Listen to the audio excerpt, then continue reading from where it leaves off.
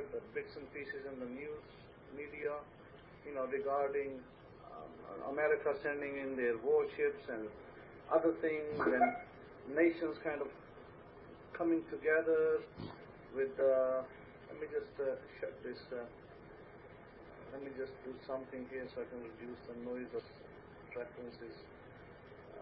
Let me see, sounds. Okay, should be okay. So nations kind of coming together, and from my end, it looks like there is a lot of economic warfare going on behind the scenes without letting the public in on too much. That's basically what's happening on my end. And 1 second.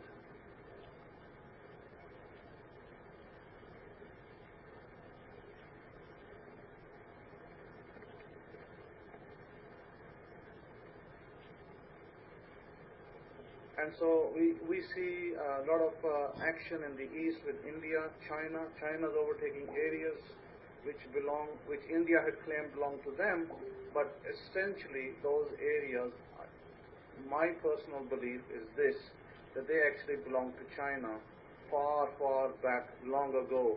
I mean, it's very simple.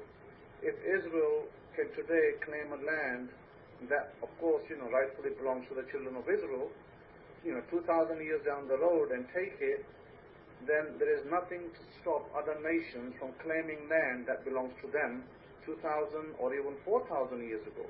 So that's the story going on with India and China, where China has sent in their armies, made an occupation of certain areas in Ladakh, the Ladakh Valley, and they are claiming that these lands belong to them. And they are pushing inroads, and India is doing everything in their power. They've bought 5 Rafales have already been delivered. They've actually bought a number of Rafales, fighter jets. Olivia, you'll know about this from your country, France. France has made delivery on 5. There's more to come to India.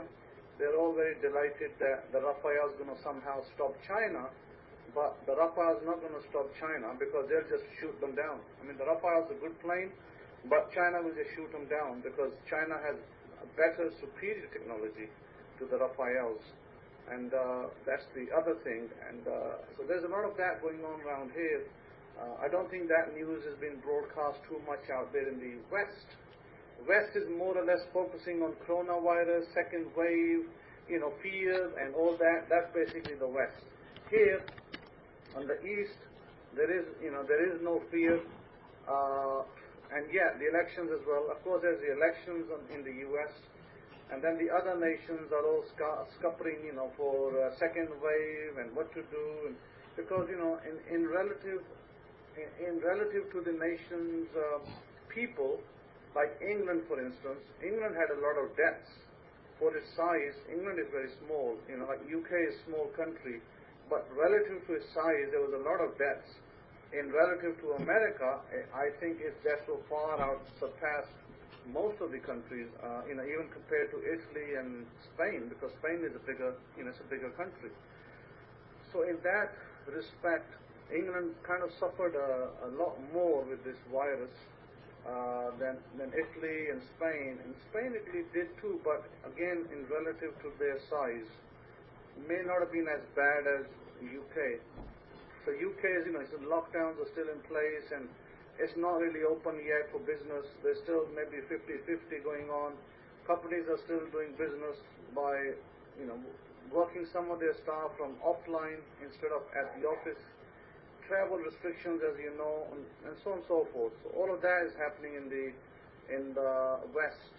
Now, in America, a lot of election fervor going on between Mr. Trump and the Democrats, a lot of that, and then there's riots, and I guess the belief is that the riots are there to create disorder and to create chaos and to cause problems in America, basically. And again, there's a different belief system in play. Who is behind it and who's not? Different belief systems. There's different belief systems about the coronavirus, who did it and why, and you may already know that the coronavirus the actual strain of the coronavirus was different in different places. So, for instance, Italy had a different type of strain to America and Spain and vice versa. So it's not the same strain. So if it's one virus, the belief, I think, is that this virus was cultured in a lab and different strains were cultured, and so different strains were sent out. Now, that's the system. I'm not saying that's what actually happened, but that's what people believe, and that's a lot of the theories out there, call it conspiracy theories, call it something else. That's a lot of the theories out there that are today.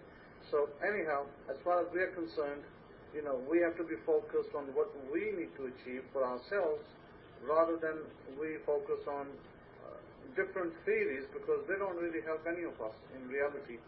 It doesn't help us whether China created this, whether the CIA created it, or whether somebody else created it, or whether it's a new world order that they're trying to bring in. All sorts of different theories are at play right now.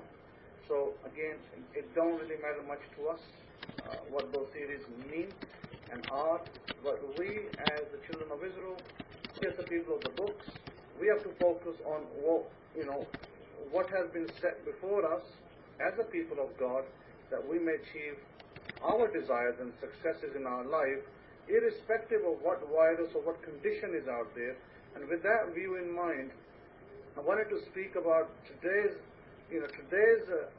lecture. I think was very paramount in what's happening, and also where we are placed today in America, Europe, different countries of the world, East and West. I mean, the Parsha starts with, "Therefore it shall come to pass, if you listen to my voice, to these judgments, and guard and do them, that Yahweh your power shall guard you into the covenant and unmerited favor, which he swore to your fathers. And he will love you and bless you and multiply you. He will also bless you with many children, and the fruit of your land, your wheat and your wine and your oil, the offspring of your oxen and the flocks of your sheep, in the land which he swore to your avot to give you. You shall be blessed above all people. There shall not be male or female barren among you or among your cattle. And Yahweh will take away from you all sickness, and will put none of the evil diseases of Mitzrayim, Egypt, which you know about, will lay them upon all them that hate you. And you shall conquer all the people which Yahweh power shall give you. Your eye shall have no pity upon them, neither shall you serve their power, for that will be a trap for you." So very clearly, Yahweh makes it absolutely crystal clear that when there's a pandemic, you should be the people not affected by it. And if you are being affected by it, and this is something that you each have to ask yourself this question, that are you affected by the diseases of the world? And are you being affected? And if you are, then you may need to look within for the solution, because it may be that you're not really doing the thing that you're supposed to.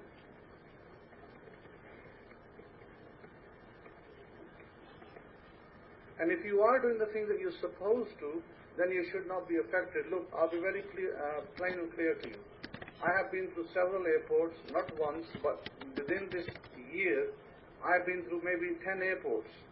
And at that time, the disease was rampant. When I went through the airports back last year, because this disease has been believed to be in the airports, common among the people since last June, since 2019 June. And I have been through several airports since that time. I've been in touch, I guess through contact with many people, who knows, shaking hands, passing through different areas. And I stand here today and I can confess that, the God of Israel has protected me. I have not acquired any of these pandemic type diseases, ever. It's not even near me. And, they force people to wear masks. Unless I have to wear a mask in a shop and they don't let people in with a mask, I don't wear a mask. I don't want to, because masks have not been proven to help. In fact, a study done in England recently showed that if women wear shields in beauty salons, they can actually give them the disease more and not protect them. So, they were saying that there's no proven data that the shield on your face is going to protect you. In fact, it may actually make it worse. And masks may actually make it worse too. So there's no proven scientific data that masks help you. There is none. So it's just yes, let's do masks. Russia came out with a study, and Russia said they have got a vaccine of some type. They're going to vaccinate their people in September this year, and they are going to say no masks for their people, because they said there is no proven data that masks work. So Russia has already gone down the road where they're saying that masks don't work, we're going to vaccinate our people that are vulnerable, and that's how we're going to do it. Of course, America, they're rushing to the vaccine as well, then Europe, etc. And you know what happens when vaccines come out. When vaccines come out, there's not enough testing being done, there's not enough data to say that they're absolutely safe. So I believe, and this is my opinion, that maybe they may help some people, but they may actually hurt other people. Speaking from an immunity point of view, I do not think that they will help the people. They will actually not help the people, because they may make your immunity weaker, and you may get attacked by the virus more. So that's just a by the by, because as you're in America or in Europe, they may force you to take vaccines, and if you refuse, they may jail some people for that. That's a possibility as well. So, like you may have read and heard in the news that some church in America was trying to tell the people to use colloidal silver, and they actually arrested those people and shut down the church.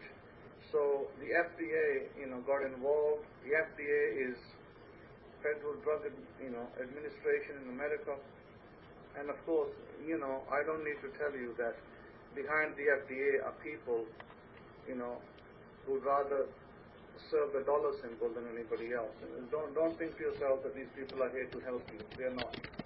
They're not all here to help you. Usually, the agenda is for them to make money, and if a few people die alongside making money, they call it collateral damage. In the military term, is collateral damage. So if there's collateral damage and maybe 500,000 people get killed, so what? It's collateral damage. That's how it goes.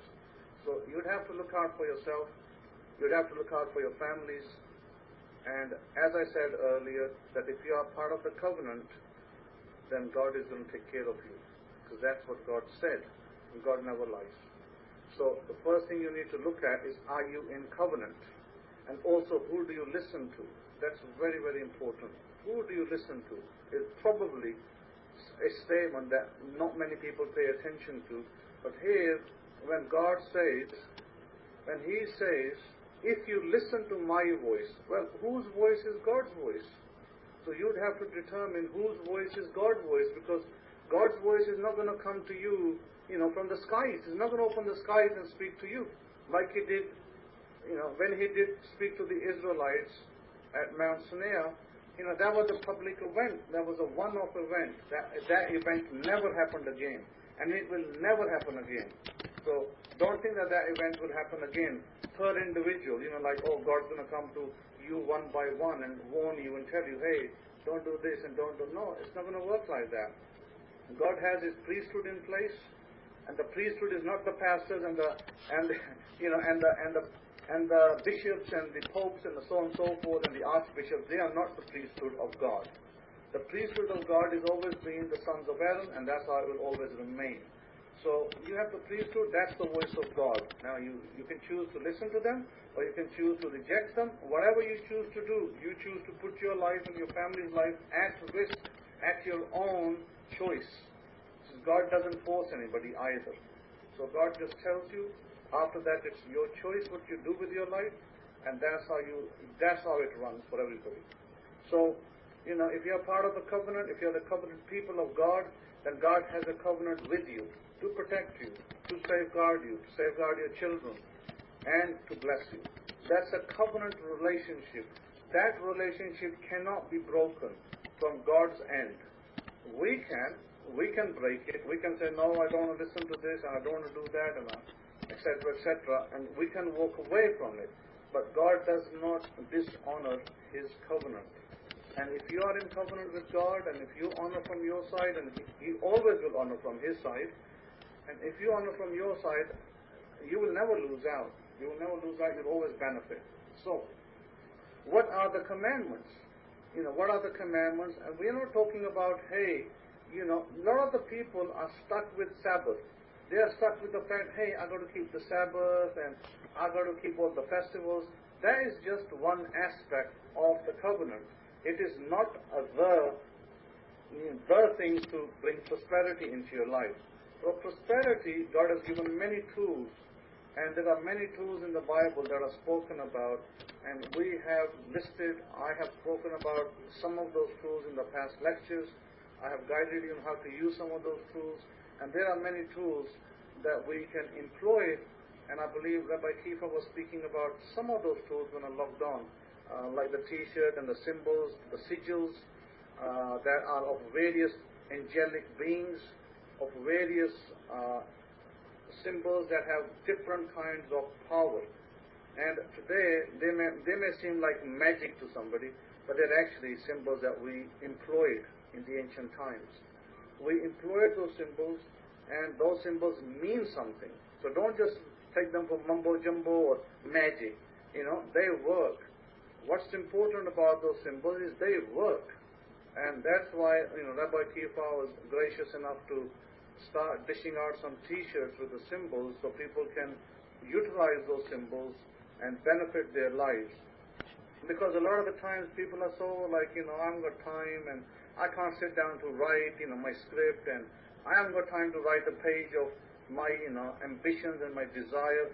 So a lot of people, a lot of people in the Western world, they want to, how shall I say it? They want it easy on themselves, and they want things to be given on a plate, and they don't want to work for them, and they're like used to this lifestyle of microwave meals. You stick your meal in the microwave, you run it for 2 minutes, and boom, it's warm up and you eat it.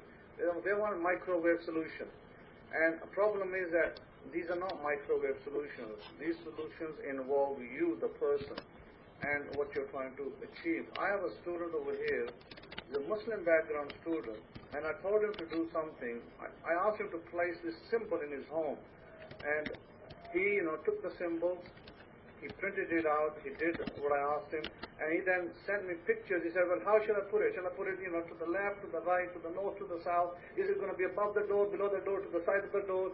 What exactly am I to do? He wanted exact instructions on what to do. And when he was given the exact instructions, he put the symbol, then he sent me pictures. He said, Rabbi, please have a look, does this look right to you? And is this good, am I good to go now? And so on and so forth. I tell you, everything this man comes to me, little detail. He wants to know exactly what to do so he don't make a mistake. And, he had just been following what I told him. And he had a business opportunity last week. And he came to me and said, things are opening up for me. And I've just got a business opportunity. And I wanted to ask you if this business opportunity is right for me. This business opportunity involves it's some kind of business opportunity where they take slaughtered birds like chicken, and they supply them to the takeaway stores, like your KFC, those kind of places that sell chicken. They roast them, they grill them, and they sell them. So he's getting a proposal to join a business like that, and he has to invest some money, and then he will get the returns in profit, etc. So I gave him instructions on that, how to process that business, how to know if that business is right for him or not, etc. So this is just to give you an idea. But I speak to people all the time, and people tell me, hey, I can't write, 10 times that my desire, I'm a millionaire, I can't write it 10 times, I haven't got time, and so on and so forth. Is there another way? So I guess the other way is that you run your imagination act. Your imaginative act is very important. People write to me, I had this guy, I've never met him, he's a student of mine from Facebook. He's some guy in some country in I think he's in Germany. And a young guy, he wrote to me and he said to me, Rabbi, what do I need to do, etc., etc. So I gave him a little formula. He ran it through, and he was looking for a job, and he got a job, very happy. And then he wanted to, I guess he wanted to move on from there and do something else. So he's like, do I need to do the mid-prayer meditation every day, or do I do it once a week? So I was like, you do it every day. And then, what time shall I do it, and how, and all that. So this guy really wanted all the details as well, like the Muslim guy. So I gave him all the details. And then he went and he ran with it, and he's saying that, things are happening for him as well. So I'm very happy that things are happening for him. I'm very happy for my Muslim student, and I'm very happy for the other students in America, in Europe, etc. Very happy for all of you that things are rolling and things are working for you. I'm really, really delighted to say that things are really, really good. And in spite of the fact that we are in a pandemic, in spite of that fact, I think that we make tremendous progress this year alone. In 2020, probably for some of my students has been the best year in their life, in spite of the fact there's been a pandemic. So why? Because you are in covenant with God, and God is not going to let you down. So you just simply need to know what to do, where, and I encourage you always, to be diligent and to write. If you have a desire, and your desire says that you want a home, for argument's sake, a job, a home, money in the bank, these are normal desires. There's nothing special about them. It's not like, oh, it's out of this world and, it's like outrageous desire. It's not an outrageous desire. It's just very simple things that God has said that we can have. So if God has said that wherever your feet land, that place shall be yours. That technically means whatever you imagine will be yours, provided you follow the rules. And the rules are all laid out in different books of the Bible, and you just got to follow the rules. I gave you a rule. God says to write a vision, means that you write your script, because you're writing your vision for yourself, what you want to achieve in your life. So I said, maybe there's 20 items, maybe there's 30 items that you desire to have, and it doesn't matter what order you write them in, but you write them. So you write those 30 items, that you put it in your list, and you got to read that list out daily. And you may, like I said, I gave you an example. I said, write your list every month first I said, write it for 15 days in and 15 days out. Very, very simple, nothing hard. You pick your goals. You say, you want to have, some people say, I want to have a great job. I want to have a job which pays me $80,000. Okay, then write it down. Or some people say, I want a business. I want to make $200,000 a year in my business. Write it down. Some people say, I want to have $10 million in the bank. Write it down. I have $10 million in the bank. Write it down. Then you write it down 10 times, or perhaps you write it down 5 times. You can choose a number. You can choose 5. You can choose 10. You can even choose 30 times. Remember the last experiment I asked you. I said, write 33 times for 3 days. Remember I said that last Sabbath? Write 33 times for 3 days, take 3 days off, then write 33 times again. I don't know how many of you followed that. Did anybody follow it? Did anybody take the 333 challenge?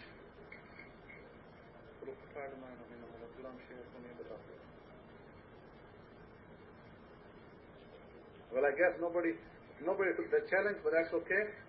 But you may want to take that challenge where you write a desire. You write a desire, and you write it 33 times in one day, one sitting possibly. And you may have you have to move around a little bit, and you split it up into 2 sittings on the same day, and you write it for 3 days only. Then you wait 3 days. If it hasn't come to pass, you write it another 33 times until it comes to pass. Now this is very committed. I must say that it's a commitment. It's a commitment that you have to make with yourself. How desperate are you? I had a woman who came to visit me, a friend of the Aisha, and she brought her son. And I was asking her son, he was sitting there, and asking him, what do you want to be? And he's like, I want to be a doctor. And I said, what kind of doctor? He wasn't sure after that. And then the mother said, well, I'd rather be my son as a doctor, engineer, or a lawyer. I said, yeah, that's common. That's very common. What you're saying is very common. It's a Muslim woman. I said, what you're asking is very common. What is the speciality? What is the desire? And her son had no idea what he wants to be. He just said a doctor because the mother said so. So I said to the mother, well, there's too many doctors already. Have you not seen how bad the doctors' names have gotten these days? I said, after the pandemic, have you not heard how many doctors were, put down because they were killing people? So I said, the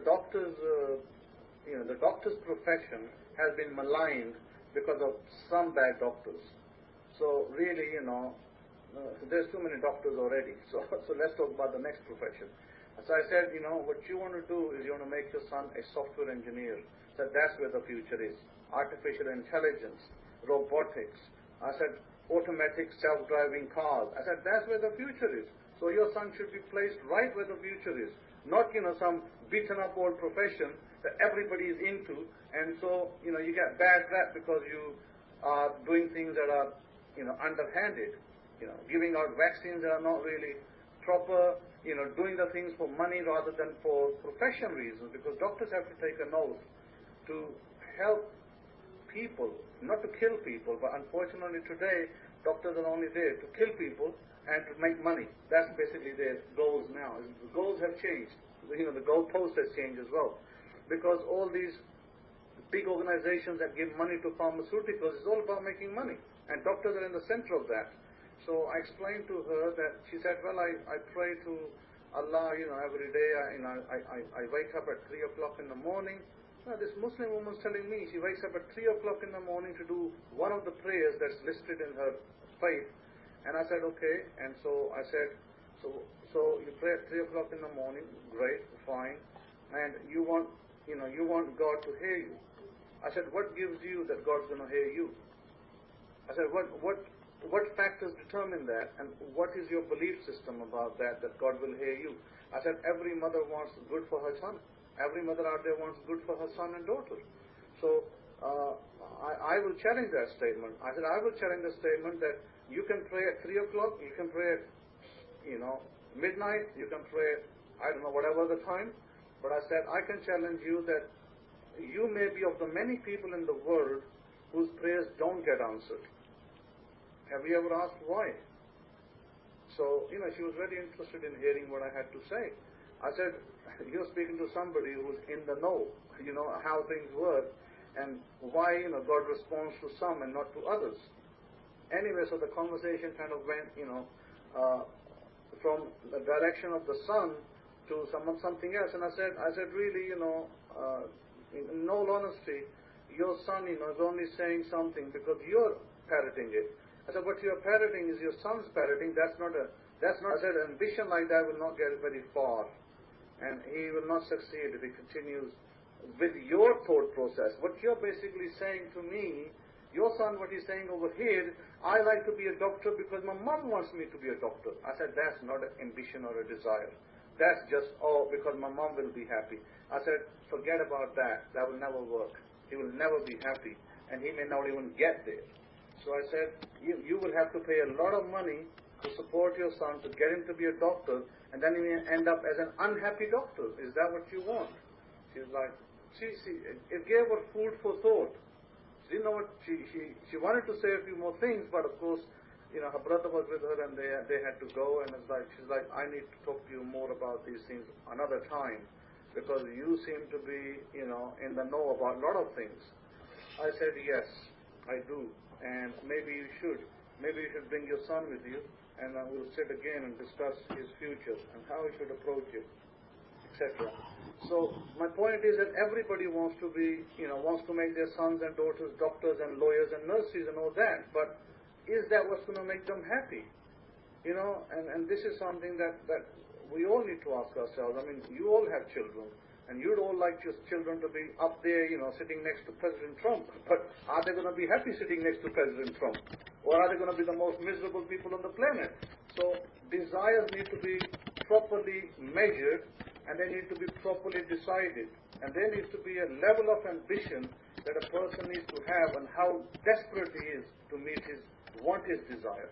Because a lot of the people, a lot of the time, they utter things out of their mouth, and they really have no interest in doing any of that.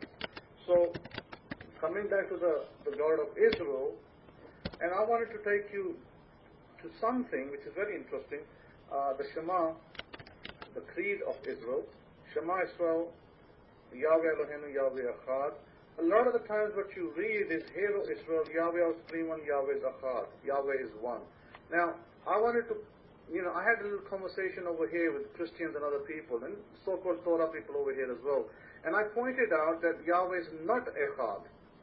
They're like, oh, Yahweh is Echad, he's one, and this and that and the other. They're all, gung-ho for one. Christians were gung-ho for Trinity.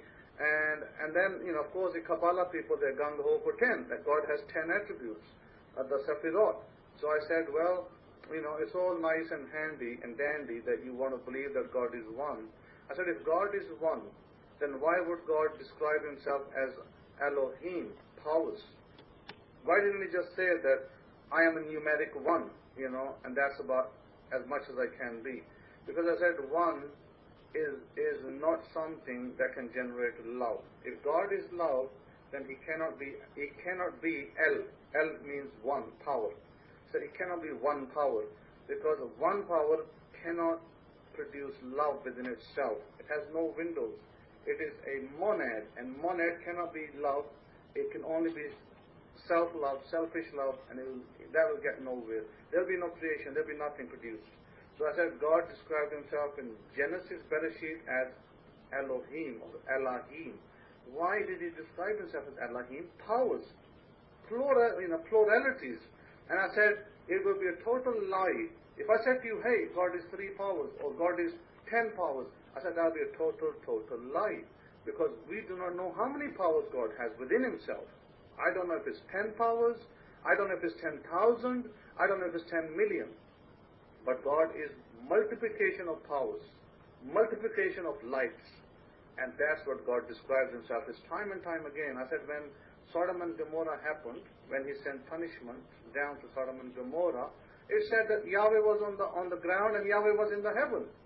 So we see 2 powers right there. Yahweh on the ground and Yahweh in the heaven. So how many powers? If you said 2, you would be wrong, because we don't know how many powers. All we see is 2 instances of those powers demonstrating judgment on the ground. So again, we went through this scenario, and they're like, oh, but the Shema. I said, yeah, I know what the Shema says, but you don't know what the ancient Hebrew says. That's your problem. But the ancient Hebrew does not call God one. You call him one based on your modern language understanding. So really, I had made an amendment over there where it says Yahweh Echad. Really what that means, it doesn't mean one, it actually means it's a mystical statement. And mystical statement therefore Echad, the ancient Hebrew, means the revealer and the concealer. It says Yahweh, your power or your powers, the revealer and the concealer. That's actually what the word Echad really means in the ancient Hebrew, the revealer and the concealer. But it doesn't mean one, numeric one, because it sometimes can mean one, many times it can mean one. When it means one, it's used for objects, but God is not an object. And you can see that the Echad word is applied differently with different types of, let's just say, objects or people. When it's applied to a man and woman, it says that the 2 have become one. And when it's applied to God, well, God has no number. So, very, very interesting, because I was reading something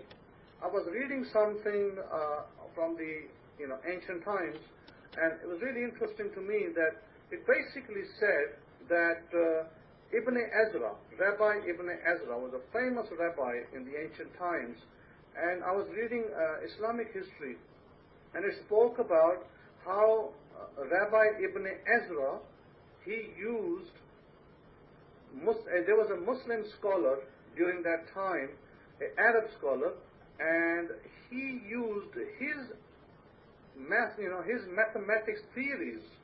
He was a very famous mathematician, and today all the maths that you learn in your schools, in the European schools and in American schools, did you know that it all came from the Arabs?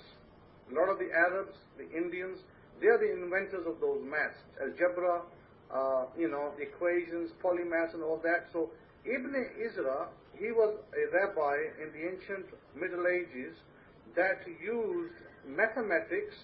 He basically made interpretations of the Bible, the Tanakh, and he used mathematics from an Arab scholar, and he highlighted it in his elaborations and in his,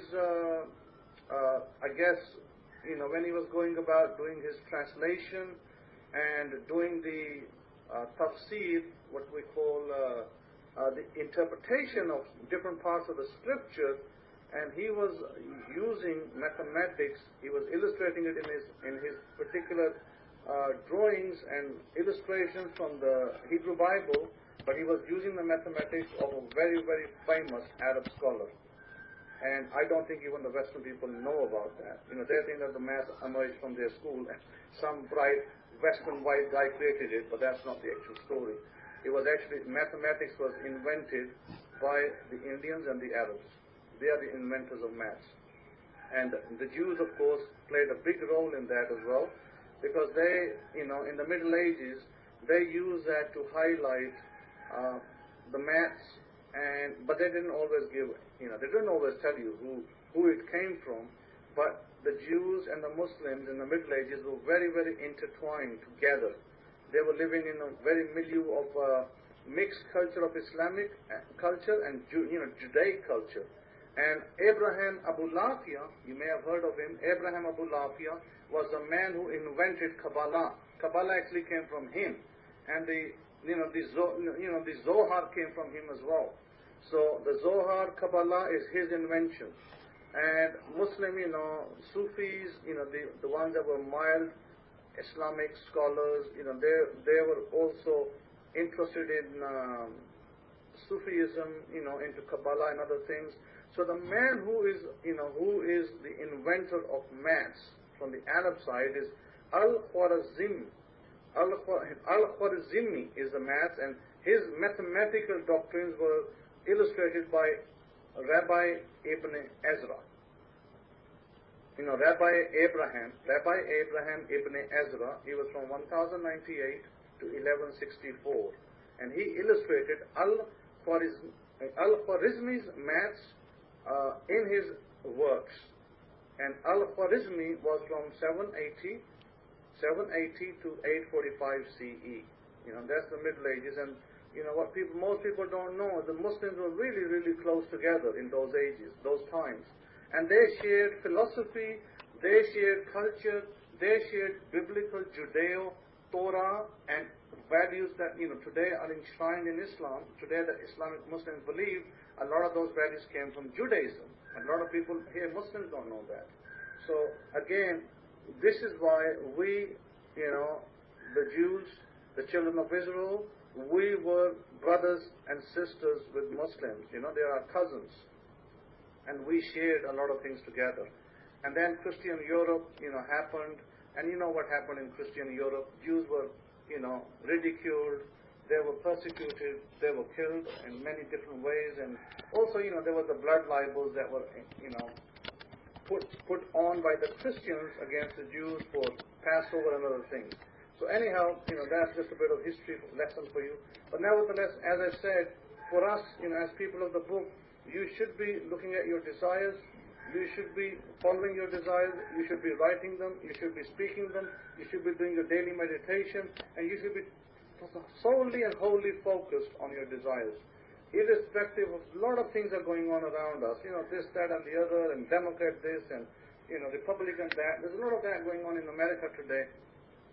A lot of division is being created, but really, at the end of the day, we are all human beings, and we are here for each other, and we have to live with each other. So we have to look at, how best to live with each other, how best to integrate with each other, and how best to do the best for humanity. So this is why, the idea of the people of the books, the light to the nations, that means us, we the people to the light of the nations, we have to be that light. We have to inform people, we have to guide them.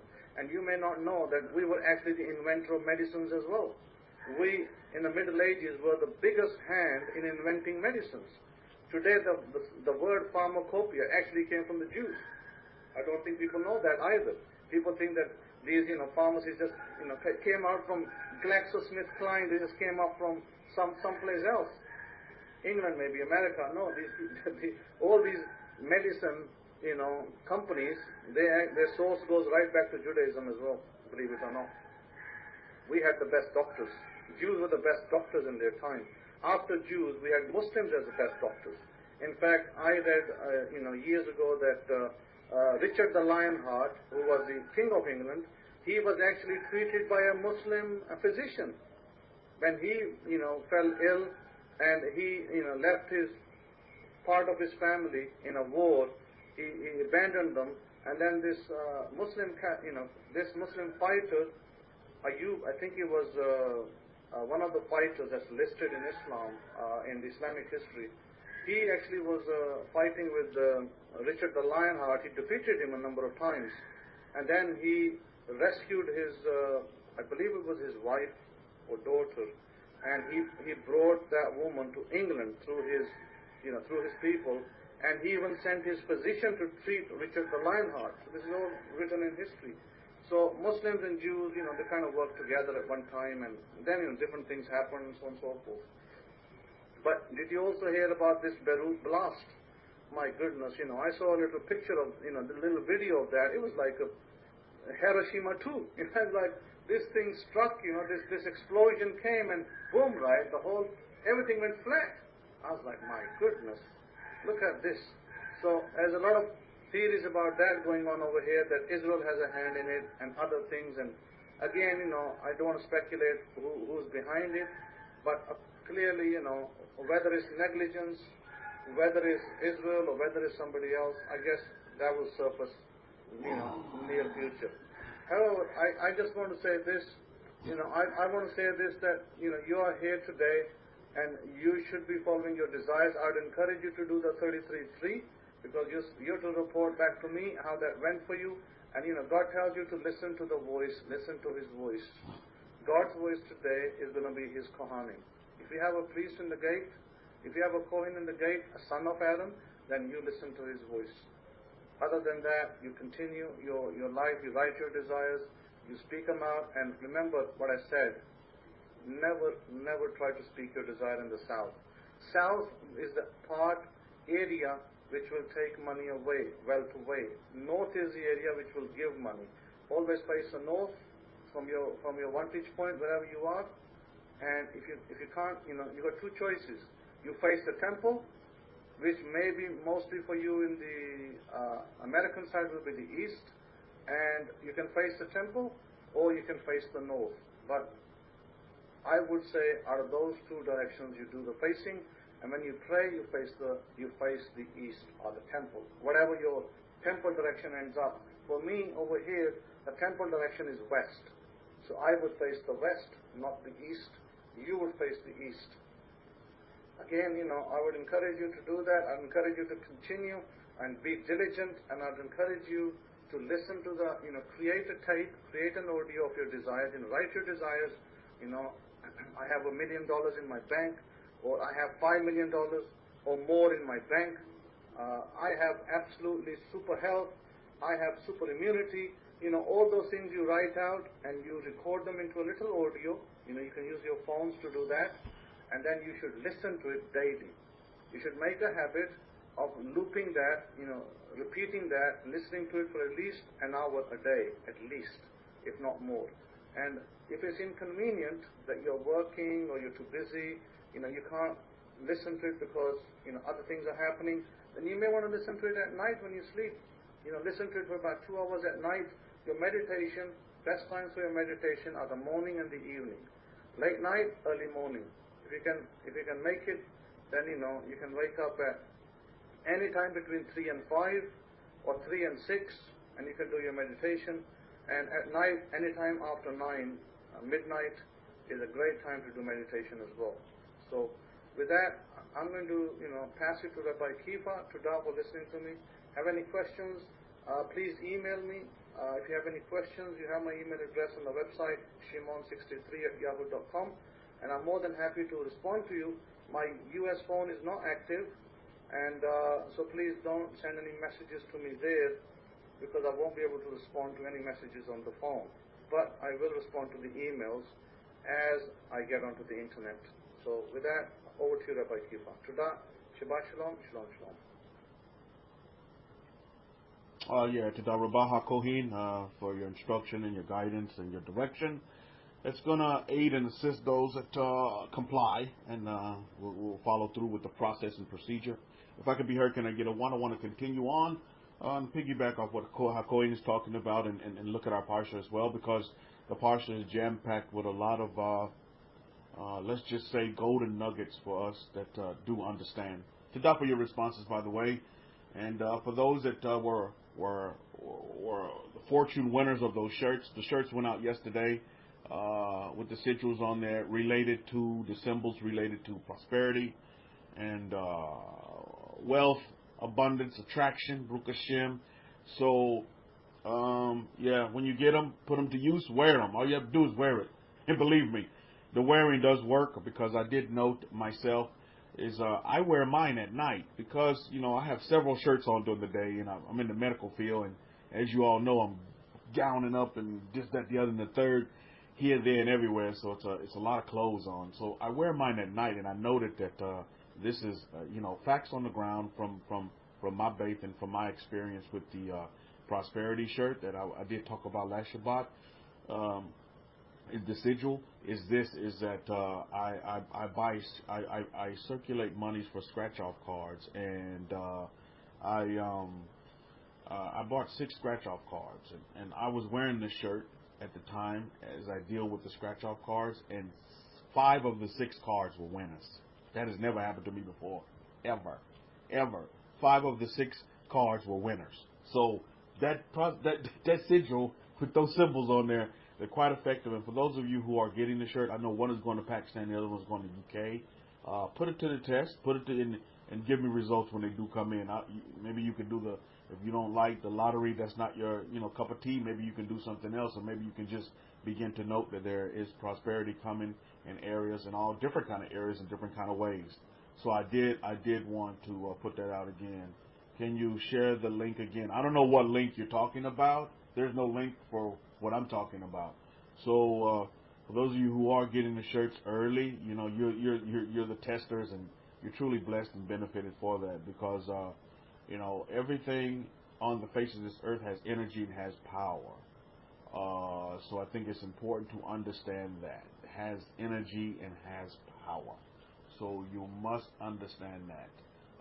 Can somebody? The P shoe. If you mean the link for the P shoe bracelet? If anybody has a link, if anybody did purchase that, can you send that? Post that again. P shoe. Yeah, P shoe, me shoe.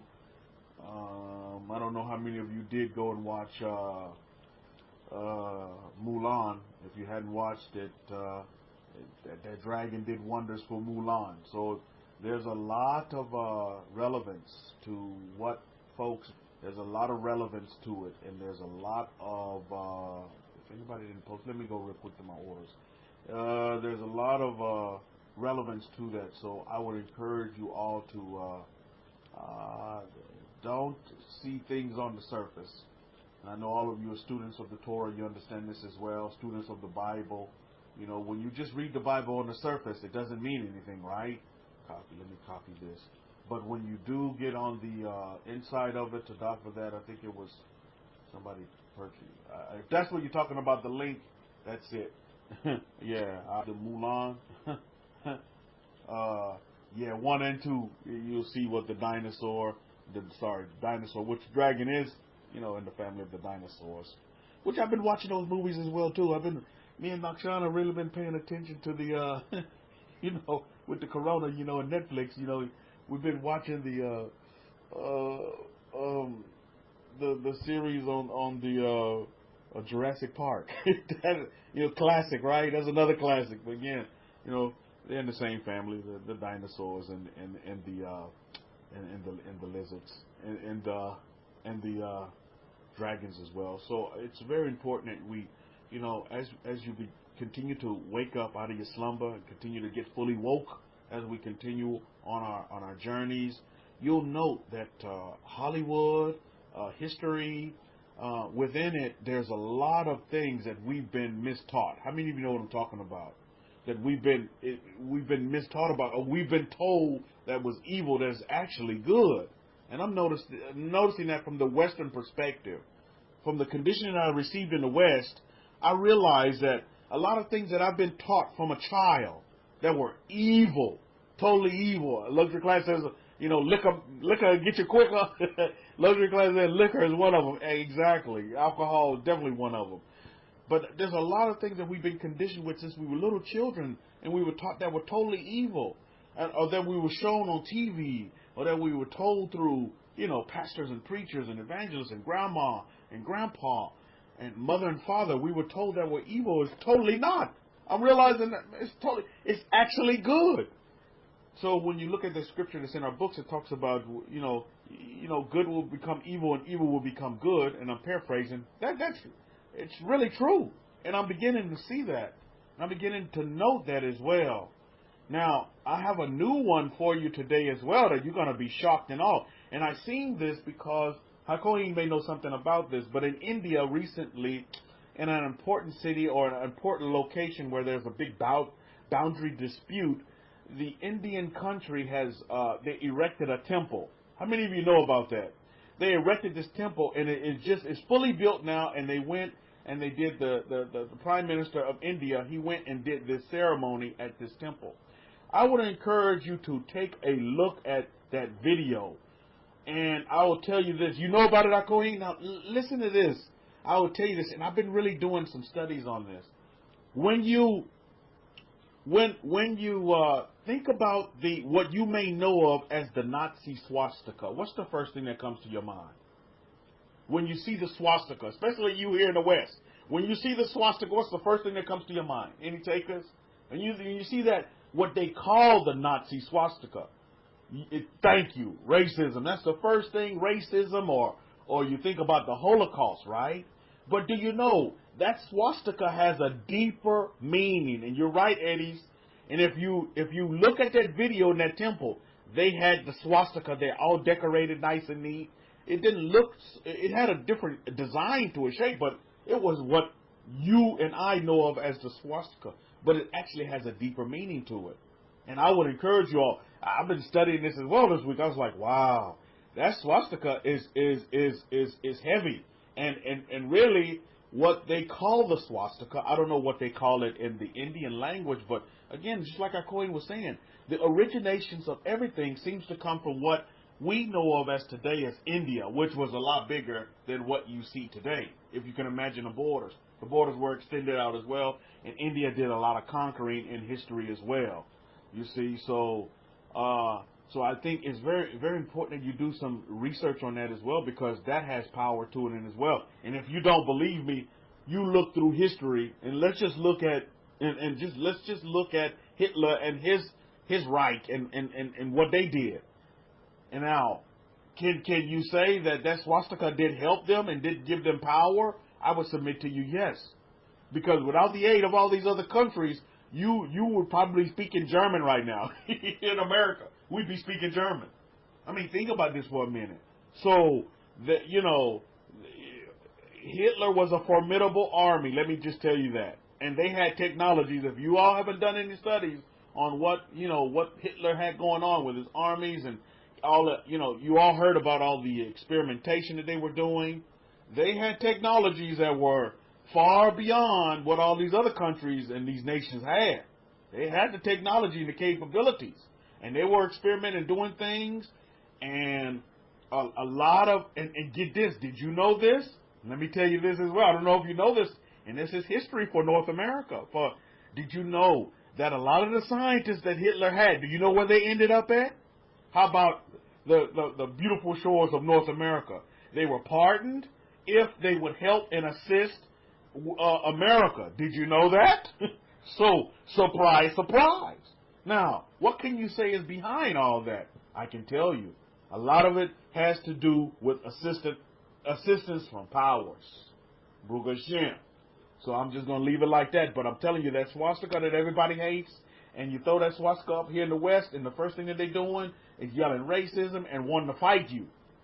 And they calling you some kind of white supremacy. But the swastika doesn't originate from white supremacy. White supremacy, just like all other, organizations and religions, have taken things from other places or other times and used it and manipulated it for their own benefit, however they want to do it.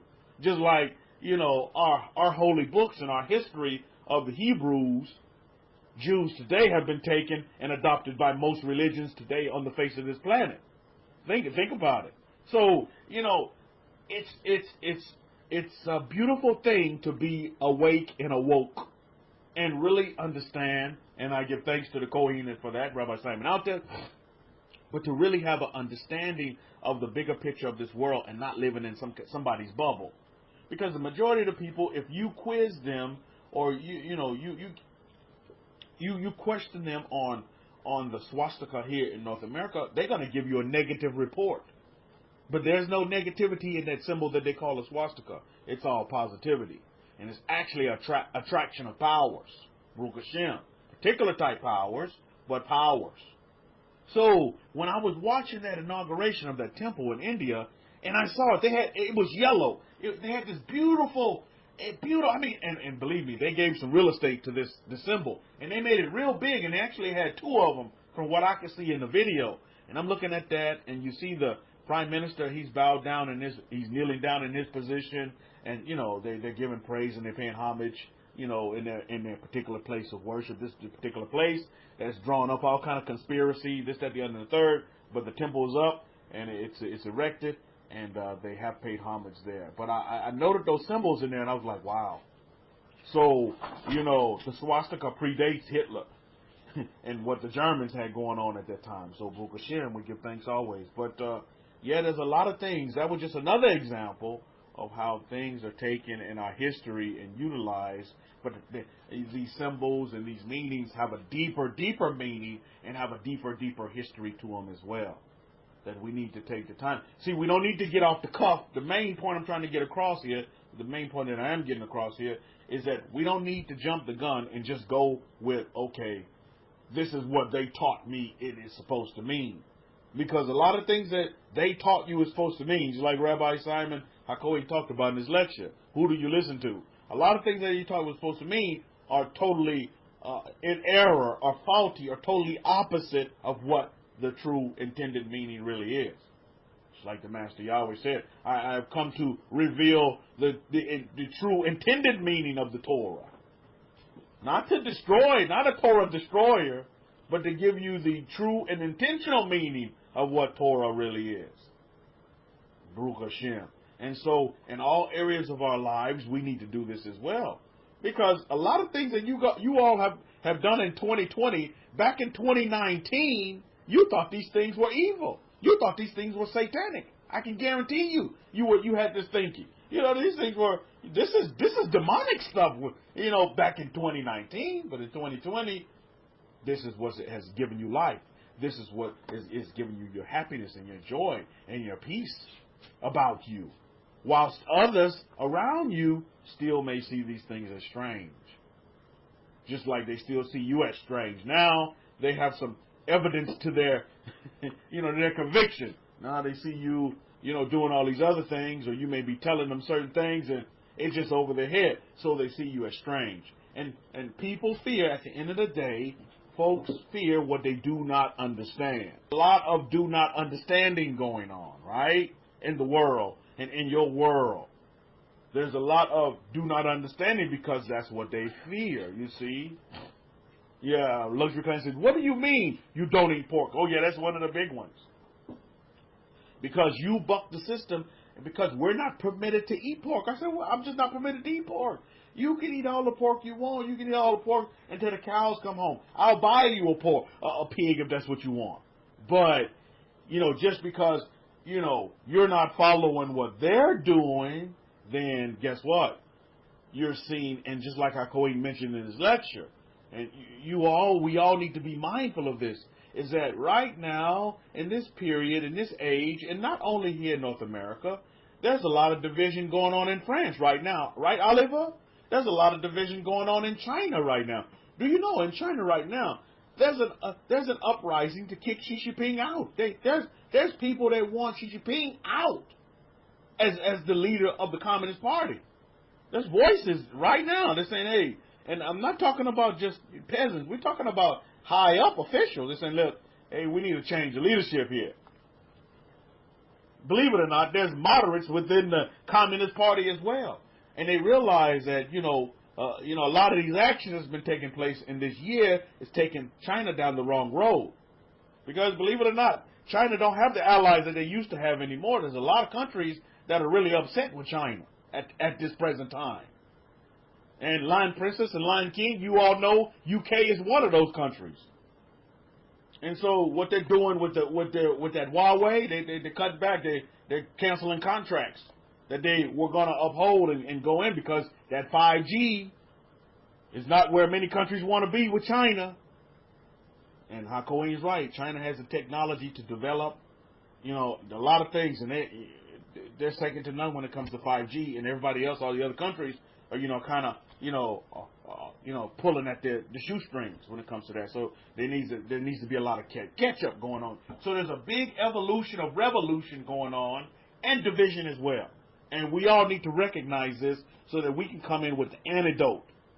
Because we're the children of the books. We have the antidote for division and for revolution. Now, division and revolution, just like everything else in the universes, there's good and bad to it. You see, there is good and bad to it. It was good for me to divide from the ex-wife. You know what I mean? It was good to divide from the ex-wife so that I could get a better wife.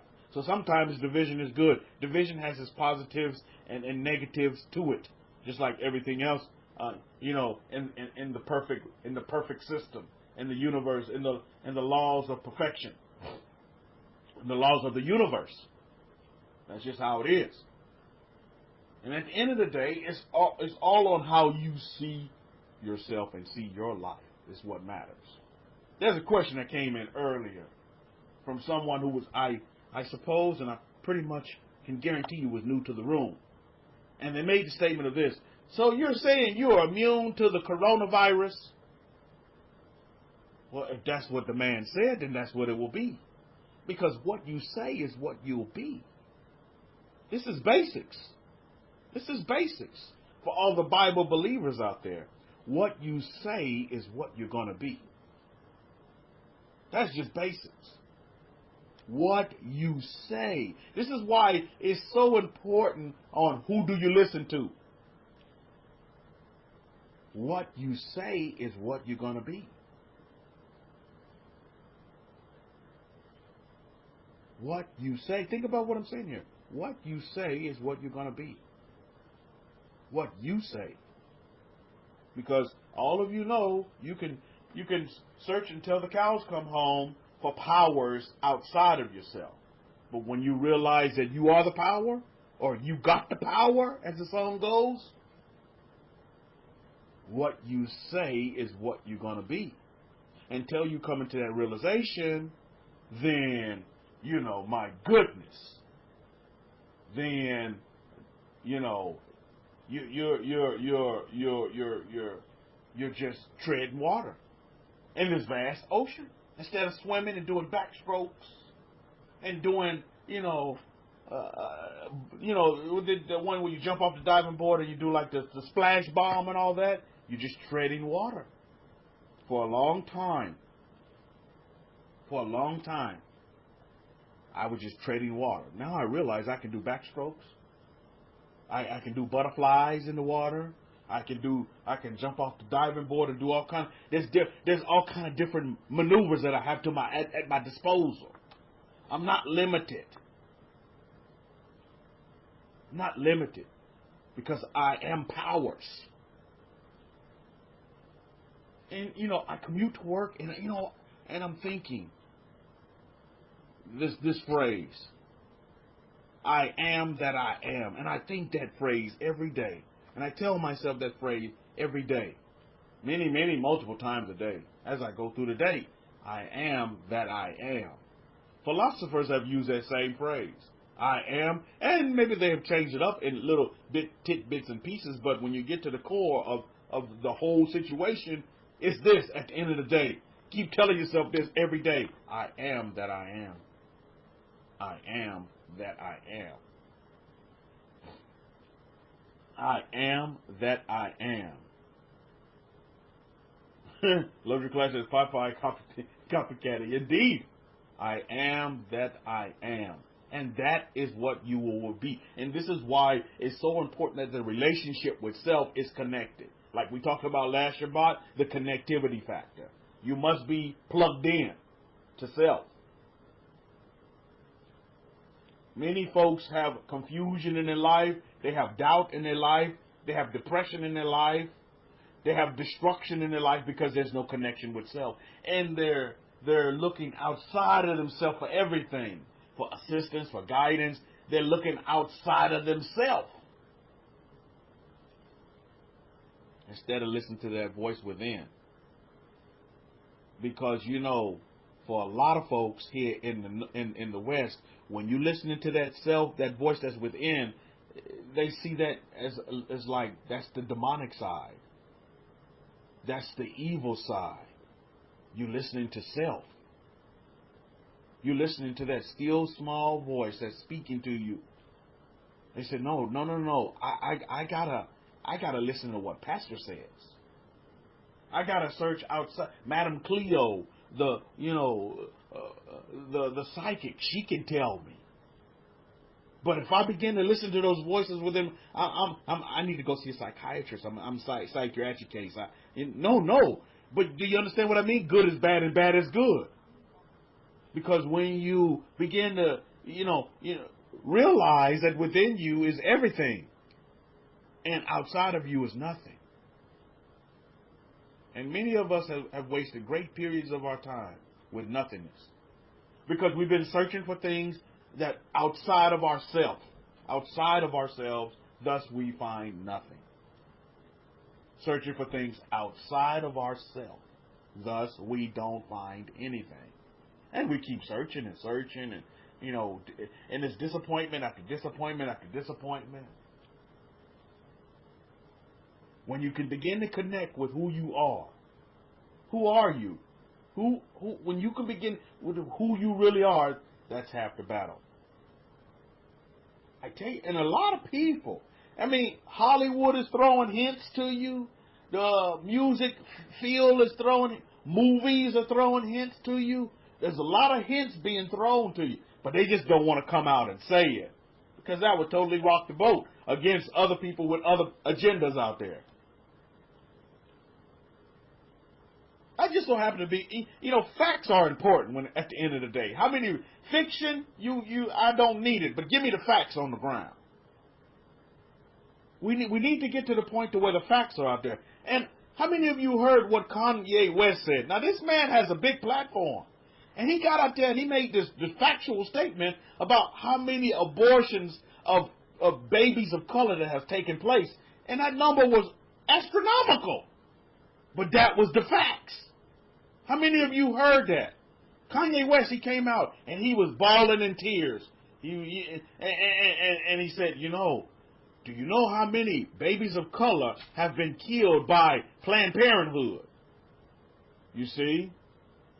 And he gave the number, and it's a factual number because Planned Parenthood keeps track of that. And he was in tears when he did it. I didn't watch all the thing. I just saw it in passing. The number, I couldn't believe the number. I was like, wow. But numbers don't lie, do they? That's the facts. But then what do the media get on? They get on and say, oh, this man needs to see a psychiatrist. He's having a mental breakdown because the man stated the facts. Now, Hakoyin has been giving us nothing but facts. The hidden truth he breaks scrolls, the Abrahamic-Faith Bible is chock-a-block full of facts. Historical facts. And there's many things been said about him as well. Many negative things. Why is that? Because many people don't want to deal with reality into the real world. Just state the facts. Give me the facts, Alex, for 500 any day of the week. Give me the facts. I want to go through my journey with it based on the facts, not fiction, not some pie in the sky. I want my mansion now on this earth. I'm going to get my mansion on this earth now. I'm not waiting on no pie in the sky or when I take my last breath, mumbo jumbo.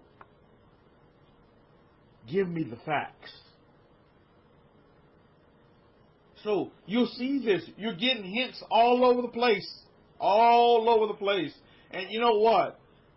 We are in election season over here in North America, but I'm going to tell you what. I am so looking forward to November 3rd because you're going to see. You're going to see. A lot of people get out and talk, but America is founded on a lot of walkers in action, and you're going to be surprised. You know, the media is telling you one thing, but you're going to be surprised come November 3rd. I'm telling you, you're going to be in for a shock and a surprise. Because when you sit people down one-on-one and just talk to them about, are they happy? Are you happy? Man, totally happy having a job, totally happy having money in the bank, totally happy having a house. You'll be surprised. And Cohen is right. When you all do your assessment, how many of you in this room will consider yourselves students of human nature? How many of you in this room, put up a capital H if that's you, how many of you in this room will consider yourself a socialite? You got to be social. I mean, you can't keep yourself in a bubble or in a cave. Yeah, that's what a lot. Can't separate yourself. You see. To die for your responses, by the way. So what needs to happen is that you need to ask folks these kind of questions like, okay, at the end of the day, what makes you happy? That's paramount. Regardless of what mama wants you to do, remember we talked about this. That conditioning includes mama, grandmama and them, grandpa. You see, at the end of the day, what makes you happy? And then just do what makes you happy. It's so simple, yet, majority of the world want to complicate it. Well, I have to do this. You don't have to do nothing. I heard this one comedian said, you don't have to do nothing but stay black and die. You don't have to do anything. Well, I have to do. Well, who's making you do it? Then if you have to do something, then you need to be freed. Because at the end of the day, you should want to do something. There's a big difference between have to and want. I want to take care of my family. I want to give my son the best in life. I want to do that. Not because I have to. It's because I want to. I want to be happy. I don't want to be sad. I want to be dominant. I don't want to be depressed. What do you want? At the end of the day, these are important questions as socialites, as students of human nature.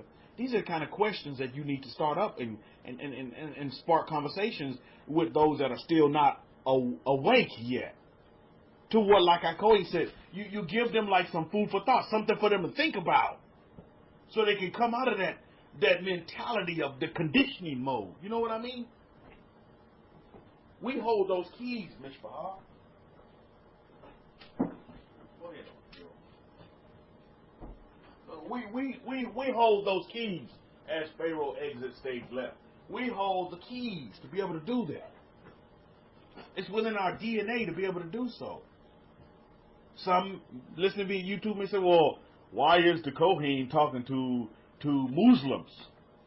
Why is the Kohen talking to Christians? I thought he was there for Israel. You see what I mean?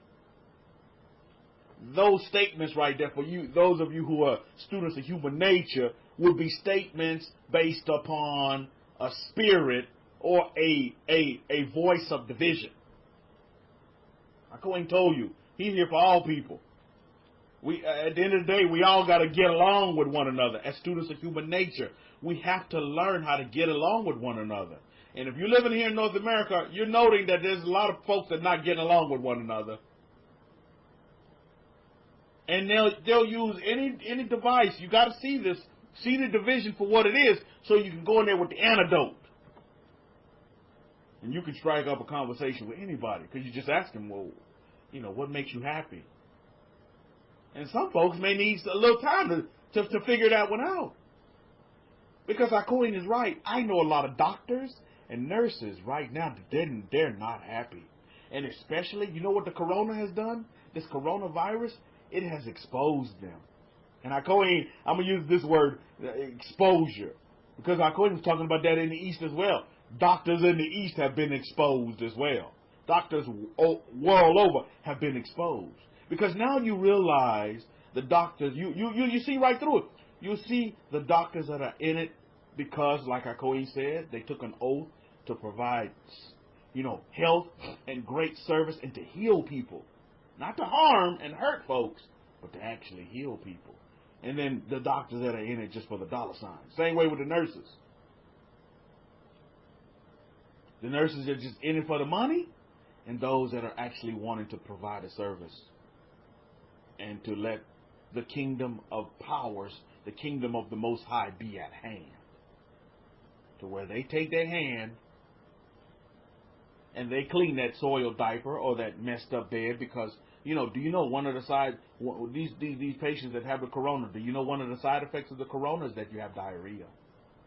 And you have the diarrhea real bad. That's one of the symptoms, is diarrhea. So there's a lot of expert cleaners of diarrhea in the hospital right now. Now, I don't know how many of you like smelling poop. I don't know how many of you like clean poop or even seeing poop. I know some nurses that they see blood and they pass out. And I'm like, why in the hell are you a nurse? You know what I mean? Why in the hell are you a nurse if you look at blood and you pass out? You're in the wrong profession. Go do what makes you happy. You see, go find go and do what makes you happy and makes you not pass out. You know what I mean? I mean, that's what's important at the end of the day, is that we find and we do what makes us happy. If you pursue what makes you happy your whole journey, then you're going to die happy, right? Exactly. You're going to die happy because you're doing what you love. When you take your last breath on the face of this earth, you're going to be doing what you love to do. And you will accomplish it. It will happen. Now, let me give you another fact. You all know I'm a nurse. I have this client that we've been taking care of, and we have a team of nurses that deal with this client. And one of the nurses came up positive for the corona on our team. We just found out she tested positive for the corona.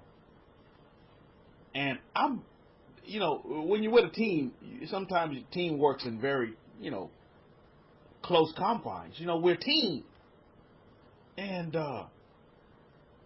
it's been a few days now that she tested positive. And, everybody's like, man, it's inevitable that you're gonna be. I was like, what do you mean? But you see, this is the way they think. Because you know what? It took me right back to that verse in our Parsha, and our Kohen read it. And I think it's very, very important that we do understand this. In Deuteronomy chapter 7, verses 15. And Yahweh will take away from you all sickness,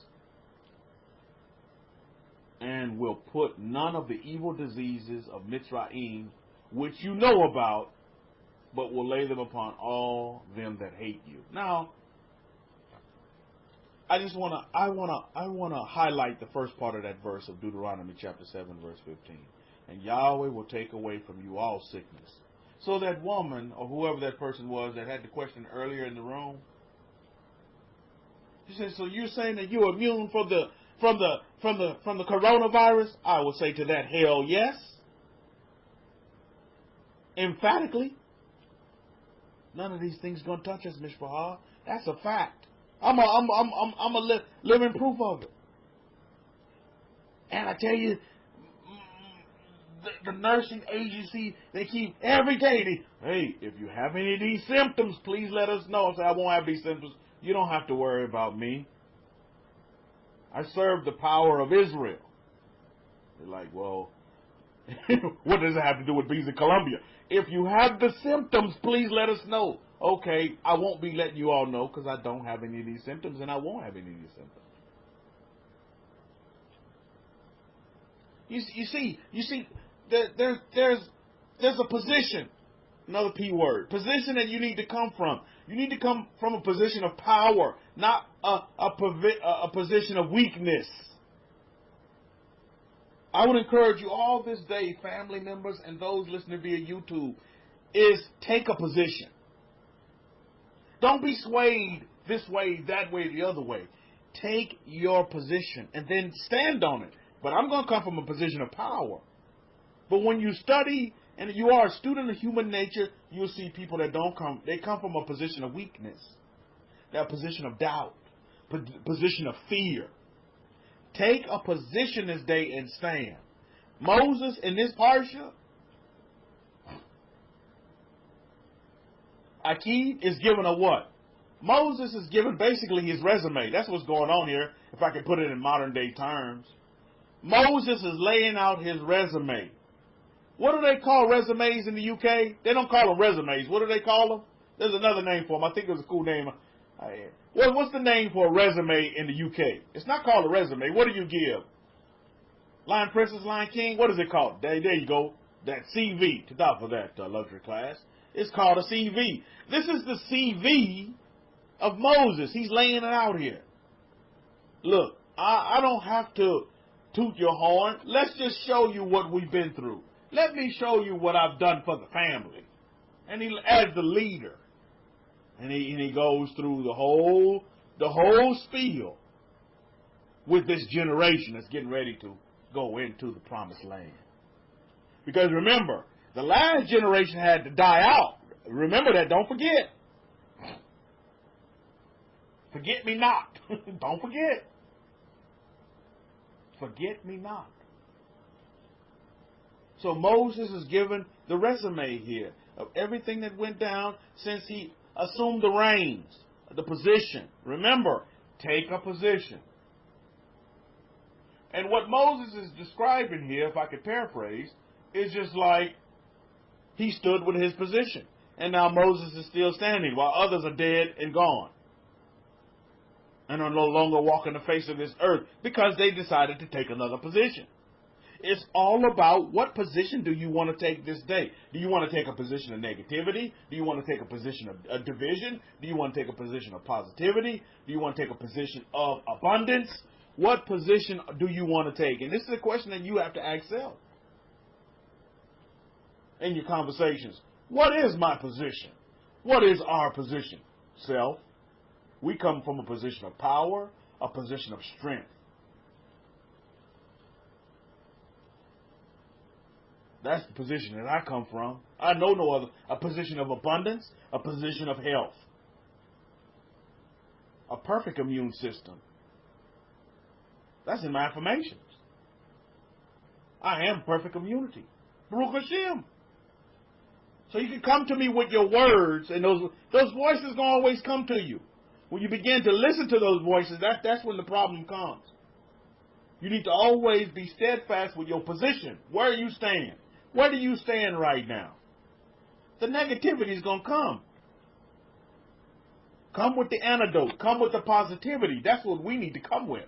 When the negativity is going to come your way, believe me. It's probably coming your way right now. I can't do any. I'll never be able to do any of that stuff. That's the negativity side. Come from a position of power, the position of strength, saying that you can do whatever you want to do. You can be successful. You will be successful. You are successful now. But take a position, Mishpahah. Position is important. And whether you see it or not, you are taking a position. Whether you are conscious that you're taking a position, that's the next and most important question. You see, because you can't be taking a position when you listen to, 1,500 different people out there. All that's going to do is cause you confusion. Take a position. Now, as you can see here, there's a lot of people that don't like the position of Israel and where Israel is going just by the numbers in this room. Not that I'm a fan. I've never been a fan of numbers anyway. When it comes to if I'm going to agree, or I'm not going to make any kind of decision based on numbers. Let me put it to you that way. Based upon numbers, based upon, well, how many of people will agree with me if I do this? But let me tell you, here in North America, the system is set up that way. It's for you to go and take a position based upon numbers. You want me to give you an example? Let me give you an example. Current example, by the way. And this is factual. Here in North America, due to Corona, I don't know how many other countries have done this, but if, in all fairness, the government told businesses to shut down. You had to shut. Not that business didn't want to shut down. The restaurant didn't want to shut down. The company didn't want to shut down. But the government mandated that the company had to shut down. And I've always told you this, and this is so true. Every action has a reaction to it. So, if the government mandated for all businesses to shut down and for you to stay in your house to deal with this coronavirus, then what did the government end up doing? What did the government end up doing? Can anybody tell me here in North America, what did the government end up doing, because it made the statement and the action of, okay, shut down your business? What was the biggest thing that the government did to assist those that obeyed what the government said? Anybody tell me here in North America? Giving bailouts. Be more specific, Yael, woman of tent. What specifically, factually, did the government do? Anybody know? Well, let me tell you what Uncle Sam and the government did. The government, one of the biggest things that they did was that they gave unemployment. Now, not just any kind of unemployment. They gave unemployment of $600 a week on top of what the original unemployment was. Anybody else besides me know about that? If you do, put up $600. Put up $600 if you know exactly what I'm talking about here in North America. Now, I don't know. Now, Oliver, can you tell me, did the government do that in France? I don't know if they definitely didn't do it in China, because my wife was like, never have they done that in China. But the government, because they said and mandated a shutdown of all businesses, they said, okay, since we did tell you to shut down, we're going to give you unemployment of $600, not a month, $600 a week. Okay, Yael, woman of 10 knows of it. Anybody else here in North America, do you know of that? Well, believe it or not, that's factual, and that's actually has already happened. Now, let me tell you this. That has actually ran out. And so now they're coming with another system that they have to vote on. But guess what? Now they're saying we're not going to give you $600, or so they say. But get this. Now there's backlash because once there's people already used to getting the $600 a week. And it's like, well, they're saying second wave and blah, blah, blah, and I still haven't got my job back yet. So you need to, government, give that $600 again. You see where we're going with this? So here we go. Once you start something, it's very difficult for you to pull back from it. Because then the people, they get used to it. Hey, I was used to that $600. And a lot of Americans are saying, hey, I'm making more money with this unemployment check that I'm getting weekly than I was making on my regular job. So why should I be inclined to want to go back to work? So now there's been, the backlash is there's been an incentive not to want to go back to work. You see? Because they're making more money staying at home, sitting in a lazy boy chair, collecting an unemployment check. So this is a prime example, right, of you giving out something, and then when it's time to cut it off, or for folks to get back to work, then it's very difficult for them to make the decision to want to go back to work. Why? Because the benefits are a lot better on this side. Every action has a reaction to it. Now, I don't think there's any other country on the face of this planet that was giving out $600 for those folks that were told to, close your business up for a while so that we can deal with this, pandemic. But that's what happened here in North America. And that's what we're dealing with today, right now. Is that now a lot of folks are saying, wait a minute. Now, remember we were talking about consensus? So now the political system is like, well, you know, this is election season. If we don't give these people this money, we might not be seen as favorable amongst the masses, amongst the group. But do you see the catch-22 in this? Is that, okay, if we continue to give this, then nobody's ever going to go back to work. Because everybody's going to just want to just continue to spooge off the system. You know, you have to go back to work. Eventually, you're going to have to go back to work just like you're going to go back to school. Eventually, it's going to have to happen. So right now, the president's going to have to do some executive orders because Congress can't come together. First time it was easy to give out the $600. Now it's like, wait a minute. And now they're being swayed by, oh, okay, I have to go along with the masses. Now, me personally, from what I'm seeing, it looks like that $600 is going to pass again, amongst some other stimulus money that's going to go out as well. That, you know, taxpayer dollars, our children, our children will be paying for this down the line. But the money is going to need to go out. That $600 is going to have to go out again. Because of what? A consensus. I mean, people want that $600. People have been living off that $600. And they're living quite good. $600 a week? Some folks don't even make that in they don't even make that in a month. Kudos to the government for doing it, because, like I said, can anybody rebut me on this? But there's no other government on the face of this earth that have done that for their people. No other government on the face of this earth. So kudos to the government. But again, it comes to a point, again, student of human nature, you got to study human nature, where some folks will say, I know here in Texas, a lot of folks are like, look, I want to work. I got friends like, man, look, I want to go back to work. I want to work just like our books tell us. I want to sweat for my food. I want to work for it. I don't want to just hand it out to me. Whilst others, they quick to stay in the lazy boy chair, pop the popcorn, and collect a check every week. No problems. No problems. Why? It's because they don't have a conscience. You know what I mean?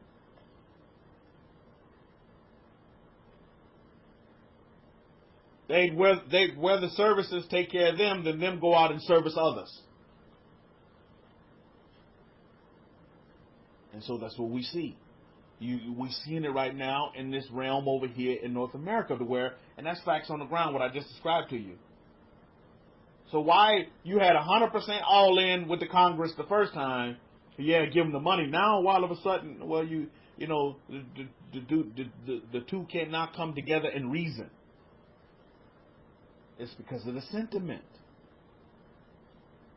The country's quote unquote divided.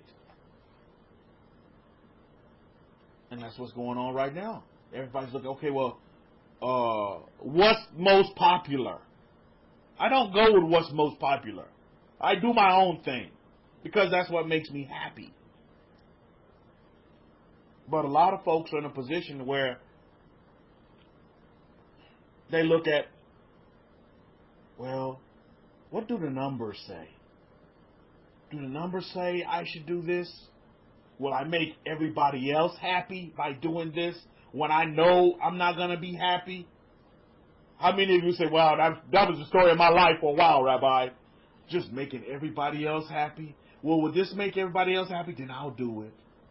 Knowing that you know full well that you're not going to be happy doing that. But if it's going to make everybody else happy, I'll do it.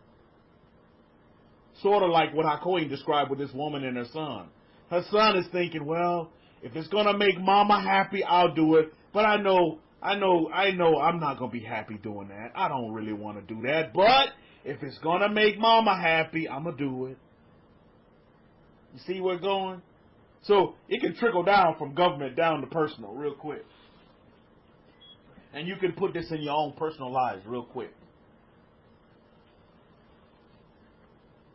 But at the end of the day, I look at you on YouTube and I look at you live in this room and I say, well, what makes you happy?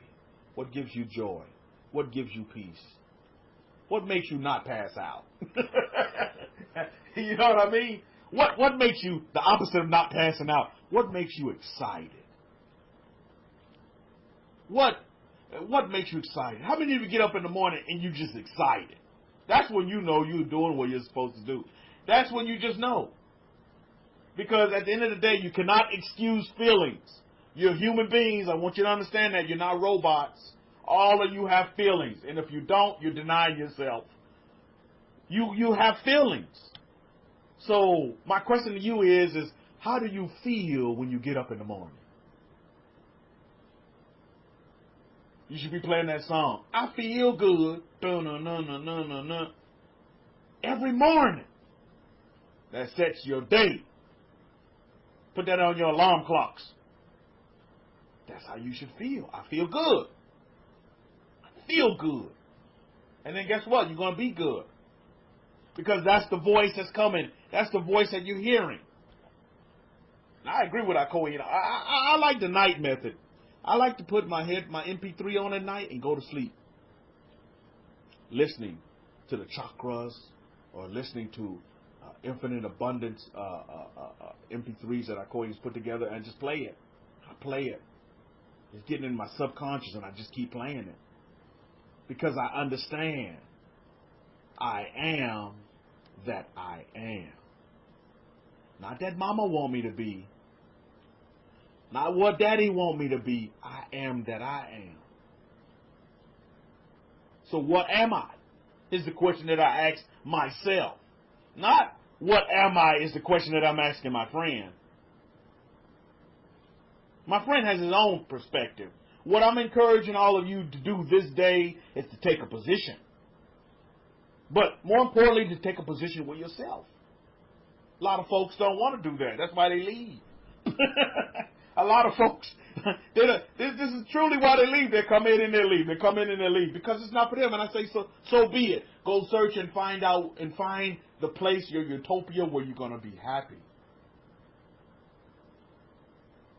What's going to make you happy. And you find that, then so be it.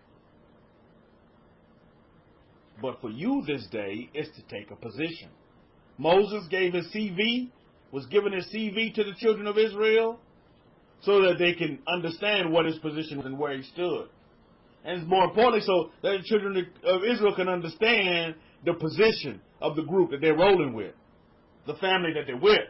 Now, just like you saw in our history and the journeys through the desert, some folks didn't like that position, and so be it.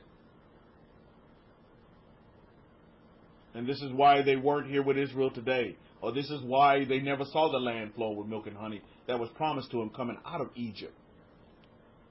It's all about position at the end of the day. Position yourself for success. Position yourself for great relationship. Position yourself for abundance. Position yourself for wealth. Position yourself for health. Position yourself for prosperity. You position yourself. Don't wait for somebody to come. Jeff Bezos is not going to position yourself for anything. Creflo Dollar is not going to. You position yourself for whatever you want. Whatever makes you happy. And as you can see, there in the East as well. Many folks go to the Kohen, and at the end of the day, when you get to the meat and potatoes, the grits and the greens, is that they want positioning. They want to take a position. But they don't know how to do it. They don't even know what it is. They're ignorant to taking a position. Why? Because they've been told for a very long time, this is what you're going to do. You may not like to do it. This is what you're going to hear. You may not like to hear it. You may not agree with it, but this is what you're going to hear. And then when you hear it for so long, guess what? Then you start to believe it. How many of you know that? When you hear something, it could be just the falsest statement on the face of this earth. But when you begin to hear it over a period of time, you begin to believe it. This is why it's so important that you begin to hear truly the voice that you want to hear. This is why who do you listen to is so very important. You see? This is part of the brainwashing that's been set up. It really is. And it's on a... How come... My daughter asked me the other day, she said, well, they kept playing the same commercial over and over and over again. And she said, well, Dad, if this is so popular, why do they keep playing the same commercial over if this is so popular? I was like, good question. It's because they want you to, because they condition in your mind to want to go buy such and such, to want to go do such and such, to want to go drive such and such. You see? It's all repetition. You see? They want you to take a position, and they telling you what position you're going to take. Believe it or not, Mishpahah, I work around a lot of females, and you know what they like to do? They like to watch those soap opera shows. And for majority of those soap opera shows, can you all tell me what goes on in those shows? I can explain those shows to you real quick. So-and-so is sleeping with so-and-so, and so-and-so is broke up with so-and-so, is sleeping with so-and-so. So-and-so is married to so-and-so, but sleeping with so-and-so. And guess what is materializing in their life? They doing the exact same thing. You married to so-and-so, but you sleeping with Dr. So-and-so. So-and-so. Do you get it? This is, I mean, you are what you become, and you become what you are. That's just, you know, philosophers have made that statement, and guess where they took it from? I am that I am. And they make that statement and say, oh, these guys are, the philosophers are so wise. And blah. Well, guess where they got that from? They took it out of our books. I am that I am. They just rephrased it, decorated it a little bit. You know, add some HD quality to it, to some ancient, and there you have it. Recipe for success. It's already in our books. They just doctored it up a little bit. But it's the same thing being played out over and over again. And that's why they do that. This is why, as the family of the family that has been awakened, the family of Jacob, serving the powers of Abraham, Isaac, and Jacob, we must begin to reprogram. And listen, let me tell you something, just off the cuff. For you listening to YouTube and you listening live in this room, if you have any children, you better take the advice of what the Kohen said. And it would be best for you to put them in IT. Anything robotics, anything IT, make sure you put them in IT. Tell your children to start working on computers. Shabbat shalom, my son. So put them in IT. Be the best thing that you could do for them. If HaKohen gave the advice to this woman, do you not think that advice is good for our children as well? Here in the West? Here in the North, in the South, in the West? Hi, Nashan. Shabbat shalom, son. Nashan has awoken in all his glory. Baruch Hashem. So it's very important that we understand that. Tell you, he looked just like his father. Nice little afro on his head, I tell you. I'm so happy. But it's very important for us to understand this, is that we have to reprogram ourselves into what we want to be. Reprogramming. That's what our Kohen is teaching us. Whether you like it or not, you all are in IT right now. And you're reprogramming. Who you're reprogramming? You're reprogramming self. How many of you understanding that you're in, put up a capital R if you know you're reprogramming right now? You're reprogramming. So you must be given the code. And believe me, HaKohen has given us code to reprogram ourselves into whatever we want to be. Isn't that beautiful? Isn't that beautiful? I mean, I know I'm using computer terminology, but this is terminology that you've seen already. Hollywood has already given it to you. And all these Hollywood shows about robots and reprogramming and how you can change them and create worlds outside of worlds. You can do the same thing. You can actually, you're reprogramming yourself into being whatever you want. Maybe you didn't like yourself before, but now you love yourself that you reprogrammed. Baruch Hashem. So in the Shabbat, maybe we add to our rest and relaxation and remembrance. Maybe we add to that reprogramming, another R word. Because that's what we're doing. We're reprogramming into what we want to be. That's going to make us what? Happy, healthy, humble, Baruch Hashem. So we continue on. Whilst others, they have another agenda. Leave them to it. Don't put your focus on, well, why did this happen and who did what? My remit on the face of this earth is not to be Sherlock Holmes. That's not my remit to be out here trying to, solve all the problems of the world. No, my remit is to find my happy place and to feel good and to be good and to do good. Baruch Hashem. It don't get any better than that. I'm not going to waste my energy on why something happened. It happened. I'm going to waste my energy on dealing with it, prospering from it. And what Akev said is so true. How many of you in this corona-laden year have prospered? I mean, look, we in the 8th month of this Gregorian year. And we all know Corona was with us from the first month, from January. Corona was here. We just didn't know about it. But how many of you have prospered in these 8 months of this Gregorian year? How many of you can say, Rabbi, I've prospered? I've prospered. There hadn't been a decrease. There's been an increase in my life, in whatever facet. Relationship, monetary, health-wise. He said, yeah, I have prospered.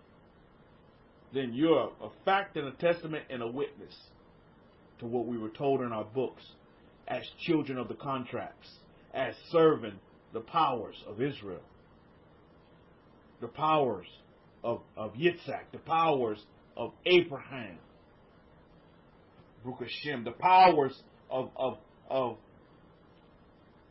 Aaron, HaKohim, the powers of Moses, Musa, Moshe. I'm telling you. You know what? I've really been meditating on this week, and symbols. I've really been a fan.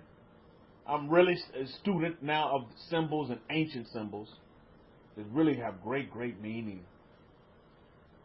Great meaning. Now, there's one symbol, Hakohim, that, and we see it on our money here in the West. It's that the symbol. You have that one symbol. It has it has like a triangle within a triangle. I don't know what that one means. But that symbol is on our American money. The symbol of that triangle, but then it has an eye in the middle of it on our money. But that triangle, it kind of caught my eye. I was like, why am I seeing this on our American money over here? That same familiar type symbol. And I'm like, wow. Everything has a correlation to it and has a meaning. And if you follow conspiracy theory, they'll tell you all of this meaning is satanic and is wicked and is evil. But these meanings have attraction to powers. And they attract certain powers. You see, because certain symbols have different meanings, thus requiring, different abilities or different powers that may be needed for that particular meaning. Baruch Hashem. So just like Akev said, we have so many tools at our disposal. Utilize them. Find out which ones that make you happy, which ones work better for you, and continue to utilize them. Rinse and repeat. It's like a recipe. When you bake those cookies, that's just like, oh man, have you biting your fingers off? Then don't forget the recipe. Just rinse and repeat it. Just like we're told in our books in Deuteronomy chapter 8, verse 11. Beware that you forget not Yahweh your power in not keeping his commandments and his judgments and his statutes, which I command you this day. Moses given the CV, he's given the resume. He's taking a position and he's telling the Hebrews, hey, this is the position that you need to take if you want to, qualify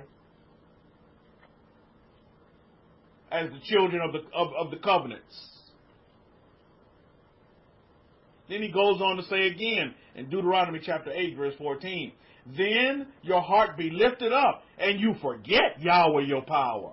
Yah forbid that we forgot. We just woke up. We can't forget. We better not forget, or it just may not be for us. We serve powers of Israel because we want to, not because we have to. If you at the point to where you realize within yourself that you're serving the powers of Israel because you have to, you may want to go do something else. We serve the powers of Israel because we want to. Because it's who we are. Baruch Hashem. And for someone to come in here and ask, do I believe in God? Well, my question to that would be, which one? You know what I mean? Which one? Which one? And you know, let me get back to what I've been really meditating on this week, is that our books tell us that when Moses came down from the mountain, that his face shone. His face had a glow to it. Wow, what does that tell you? I've been really thinking about that. I've been like, wow, that's heavy. And to where people were even afraid of him. So he had to cover his face from that glow. They feared that glow. And I'm like, wow, that's some heavy stuff there when you think about it. But people just read over that like blah, blah, blah. But me, I like to take it deeper. Moses came down from the mountain, and his face, it shone. It had a glow about it. So he had to cover his face because that intimidated a lot of people. You're going to find within yourselves as students of human nature that just your very essence, your very being is going to intimidate a lot of people. It's going to make a lot of people fear you. You see, people fear what they don't understand. And when you begin to tell people that, oh, today's just another day in paradise, they don't understand that. They don't comprehend that. They're waiting to get to paradise. Paradise is not now for them. Or when you begin to ask people, hey, well, what makes you happy? And they have no response to that, they fear that. And you intimidate them by even asking them a question like that. Or when and I see this, you study human nature, and you walk by somebody and you tell them good morning. They fear that. You intimidate them by telling them good morning. How many of you know what I'm talking about? I'm giving you plain Jane examples of what goes on a daily basis. Yet people are intimidated by that. They don't know how to respond to that. And they look at you and they see you as awkward. Why would you tell me good morning? It's not a good morning. Well, in my world, it's a good morning because I feel good. You see? So, students of human nature, it's very important that you understand this. Not everybody's going to have the mindset that you have. You may not even say anything. Just your presence intimidates folks. Your very presence. Your energy does. Your energy intimidates folks. Your energy makes people fearful. Now, these things that I'm stating, does this resonate with anybody within the family? Is this resonating with any of you listening via YouTube? Because it's real. It does happen. People are fearful of you just because of who you are. Just your very being. You don't even have to say anything. I've seen it happen in my life time and time again. Or, at the same time, I'll tell you just the opposite. People will be drawn to you. They'll be drawn to you like a magnet. You don't know these people from Adam, yet they'll be drawn to you. They'll have a question for you. You answer their question, or you'll give them a good words of encouragement. And guess what? They keep coming back to you.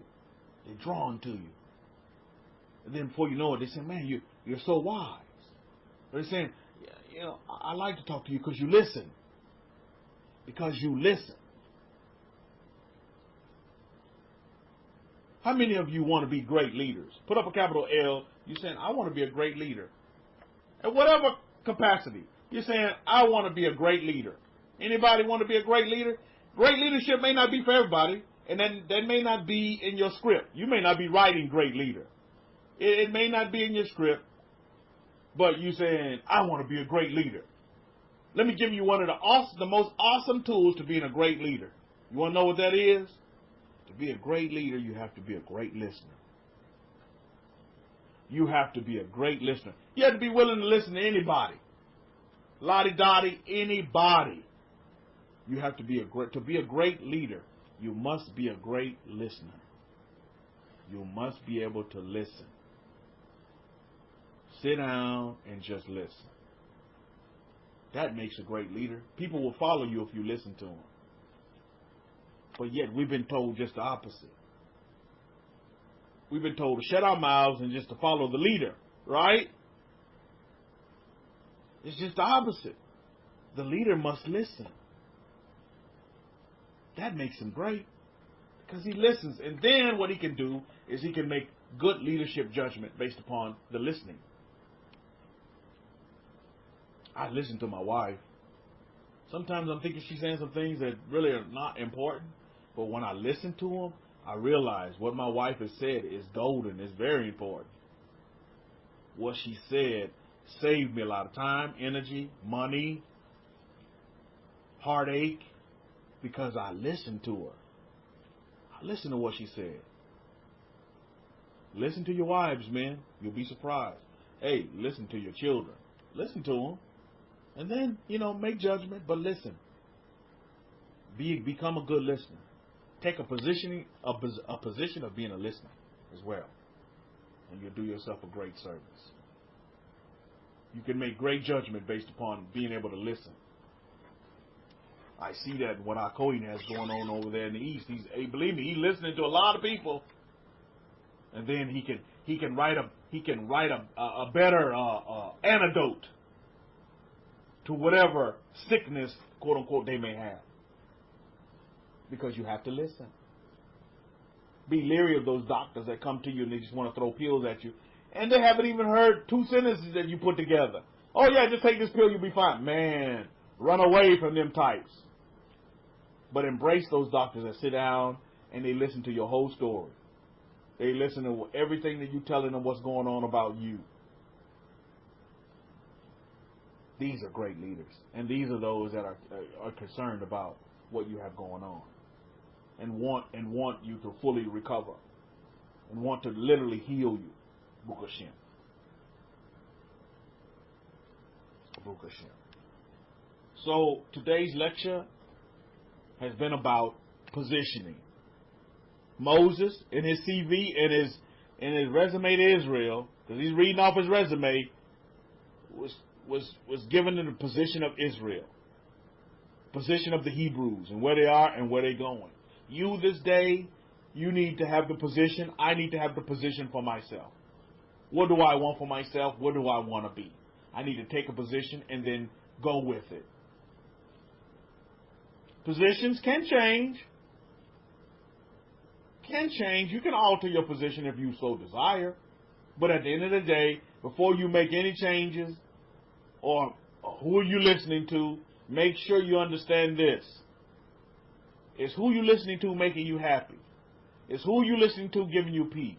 Is who you listening to giving you joy, full of happiness and love? If that's not happening, you need to change who you're listening to. Those voices that you listen to within yourself, same thing. Are they giving you peace? They giving you joy? They giving you happiness? Are you seeing some, fruits from the labor? Fruits from the listening to these voices? You got to look at the fruits too that's falling from that tree. That's very important as well. So consider these things going forward. Take a position. This has been all about positioning, and that's what it's about. That's what life is all about at the end of the day, is taking a position. What position are you going to take?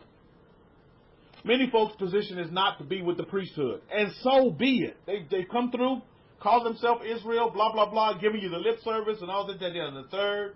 But their action is to not to stand at the feet under the umbrella, under the covering of a Kohen, and so be it.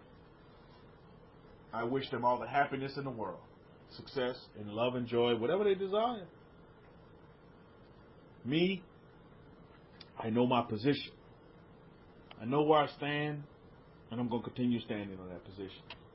And that's with the powers of Israel, the powers of our forefathers, the powers of Moses, the powers of Musa, the powers of Aaron HaKohen. That's who I'm with, and that's my position. Whilst there's other powers out there, oh, indeed there are. You all saw it. The Egyptians had their powers as well.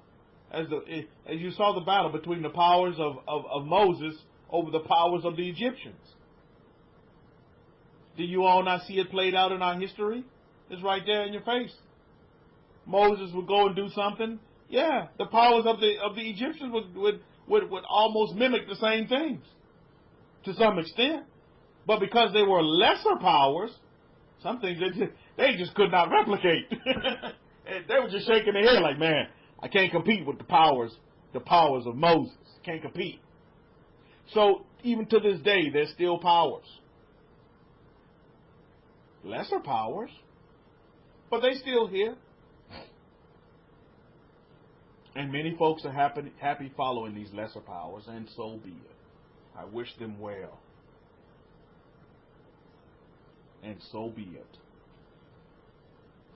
And so on that note, we'll wrap it up, and we leave it open for any questions. Anybody have any questions or concerns, comments? Now's the time to do so. As Israel will always be Israel, will always have this position of Israel here. Regardless of who's in the room or who's not in the room, it doesn't really matter to me. Who listens via YouTube or who doesn't, it doesn't really matter to me at the end of the day.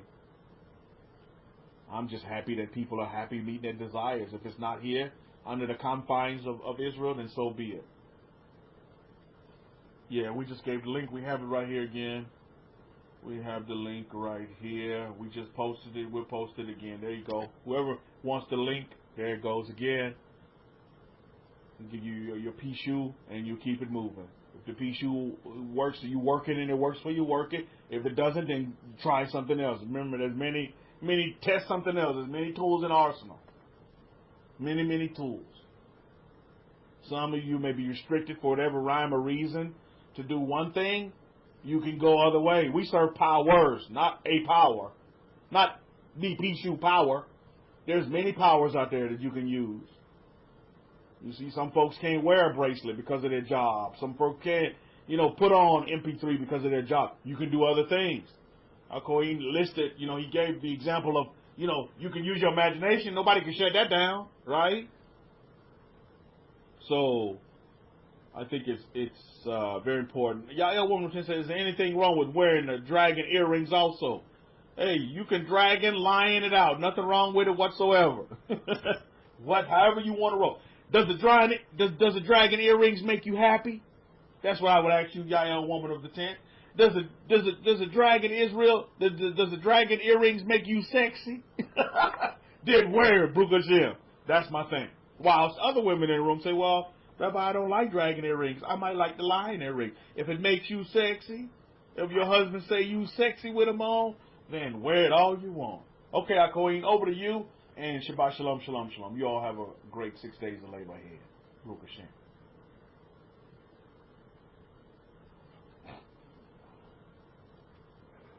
Todah for that, Rabbi Kefa. Can you all hear me? So I'm going to give a short testimony before we close. Now, there was an incident here about 2 days ago. In fact, 3 days. I'll say 4 days ago. There was a man here in another city that had borrowed some money. I won't disclose exactly how much. It wasn't a huge amount, but I'll probably say, if I do disclose the amount roughly, I'll probably say it wasn't more than $700 plus interest. And so the men he borrowed the money from, they were from Afghanistan. They're obviously, as I've stated many times, that all these people in Afghanistan, they are today called Pathans. They're actually from the tribe of Benjamin. Many of them are from the tribe of Benjamin. And so they went to this guy and they asked for their money back, and he had only paid back a small amount. So they asked for their money and the interest. So the man said, I don't have it. They said, if you don't give us our money back, we'll kill you. They said, the man said, kill me. I don't have the money. On the spot, they shot both men. They killed the man and they killed his son as well, who was about from what I understand, is about 21, 22 years old. So both of them were gunned down, shot dead in front of everybody else. They then kidnapped the girl, the man's daughter. They kidnapped the man's daughter and the two daughters, actually. One was about 18, one was about, 5 years old. Now this girl happened to know me. She knew who I was. And what happened about 4 days later, after the death, I guess his family was conducting the funeral, and after the funeral, the girl was abducted or kidnapped, whatever you want to put it, and this girl contacted me through messages and said, could you please help me and save me from these men? They have kidnapped me, and my father owed them money, and blah, blah, blah, and all of that, etc. So I told the girl that, first I said, why should I get involved in your family situation? It's not my situation and I don't need to get involved. Anyway, she was, helpless. She couldn't do nothing for herself. And then she put the man on the, I guess on the speaker, to put it in a paraphrase. And I said to the man, I said, who are you? And he told me who he is. And then I told him who I am. I said, I'm from the tribe of Levi. Let this girl go. And the man wanted a lot of money for her. He said his father owed money and he didn't pay, and so we killed him on the spot. And I said, good for you. If you killed him on the spot, that's between you and him. That's not between me and you. So I told him that, I said, I am so-and-so and you are so-and-so. So I said, let the girl go, let her sister go. And she didn't know where her sister was because they'd separated her sister already. And then the man said, okay, because you're such and such, we do respect, what you have to say. And, he called me a brother. I said, listen to this, a man who doesn't even know me, right? And he's called me a brother, and he says, I will let the girl go, but you got to at least, they owe us $700, but you got to at least pay us half. If you pay us half, if you honor the half, we will let the girl go. And the sister. I said, okay, you will get the half tomorrow, $370 or $400 odd. I said, you'll get the half, but you let them both go and let them be free. So the very next day, I made sure that they got the half, $400, about that. And the very same day, that man let the girl go, and the sister. They freed both of them. This never happens in this country, by the way.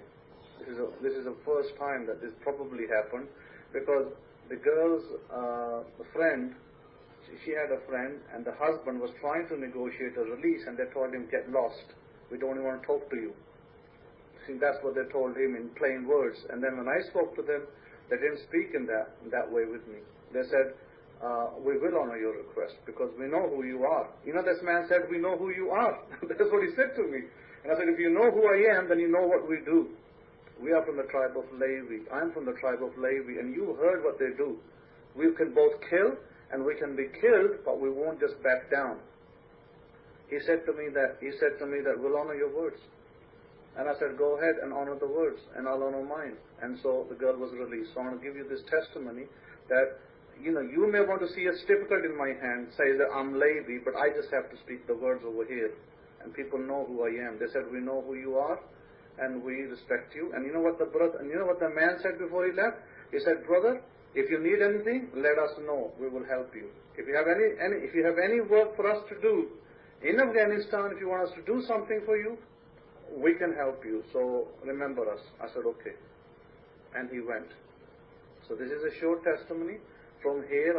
I've already saved 2 lives over here yesterday. So, Baruch Hashem Yahweh, that we are the people of the lights. We are the people of the power of Israel, the powers of Israel. We are not just nobody. America, everybody wants to see a certificate. Here, people go by your tribal lineages. They don't go by certificates. They know who is speaking, and they know who they are. And so they go with that. So, Baruch Hashem Yahweh, that at least, in undertaking, I at least saved 2 lives. Whatever happens to them next, the girls were released and they departed, and from what I hear, they've gone to, whoever their relatives are in this country. But anyhow, so that's really a short testimony of the Kohen over here. Baruch Hashem Yahweh, I have Muslims coming to my home, I have Christians coming to my home, I have all sorts of people coming over here and seeking advice. So, people want, like I told you, remember I told you, people are waiting over here for them to see me. And I had a man yesterday. Yesterday I went to one of the relatives' home, and the man said, "You must see this man. You must see him." I said, "I want to go home because it was really hot over there, and there's no cool air over there. It's really hot." And it's like, the Aisha was getting irate as well. She's very hot over here, and there's no AC and no cool air. And it's like, I said, "Okay," but they want us to see this man. This man that's politically. He was a political person. He was one of the men in the party. And also he was a connected person. So he said, "You must see him. You got to see him before you go." I said, "Okay, let's go. Where does he live?" So we went. He wasn't far from this person's house. We went over there, and he hosted us. He brought ice creams. He brought all sorts of stuff for us. And he sat us down. And he was really very, very polite. And he said, "I had really desired to see you and meet you." And I said, "Well, here I am. How are you doing?" And he explained to me, that he was connected. He had all these, different parties and different political leaders, etc., etc. And I said, "Okay," I said, "I may need your assistance. I may need your help because, I said, I may need a man to create a map of a house for me over here because I intend to build a house here in this city." And he said, "No problem." He said, "We have just the man." He said, "We have a builder for you who can build you your house, and we have a man who will make a beautiful map for you, and I will make sure that he gives you, you'll get discount as well on that, because, you're related to us." So he said, "Just let me know." And he showed me the map that this man made for another person, a very rich person in the city. He made a map for him, and I looked at the actual end product house and the map. I said, "This looks like a palace." He said, "Yep." He said, "This is the rich man in the city," and this man made a map for him, and he showed me a picture. I said, "This is like this pillars and everything." I said, "This is not just a house. This is a palace." He said, "Yeah, this is a palace, all right." He said, "We'll give you this man to make your map, and we also have a builder." He said, "The builder, the people over here have to wait 4 months for him. They have to queue up." And he said that my brother is also queuing up to build his house through him. I said, "Well, commission him for me. I need to build a house here soon, and I want him to commission from my house too." So he said, "Okay, we will work this out for you." He says, "Don't worry." And you know what he did? He gave me a bag of rice. It was a 10-kilo rice as a goodwill gesture. He gave it to me. He said, "I'm in the rice business. Here is a gift for you." And so we got some rice. So I was like, "Great to meet you. We'll meet you again soon." And, so please let us go now because we're getting a little late. And so we did. And so we were able to, meet these people who were great. And we were able to do the necessary.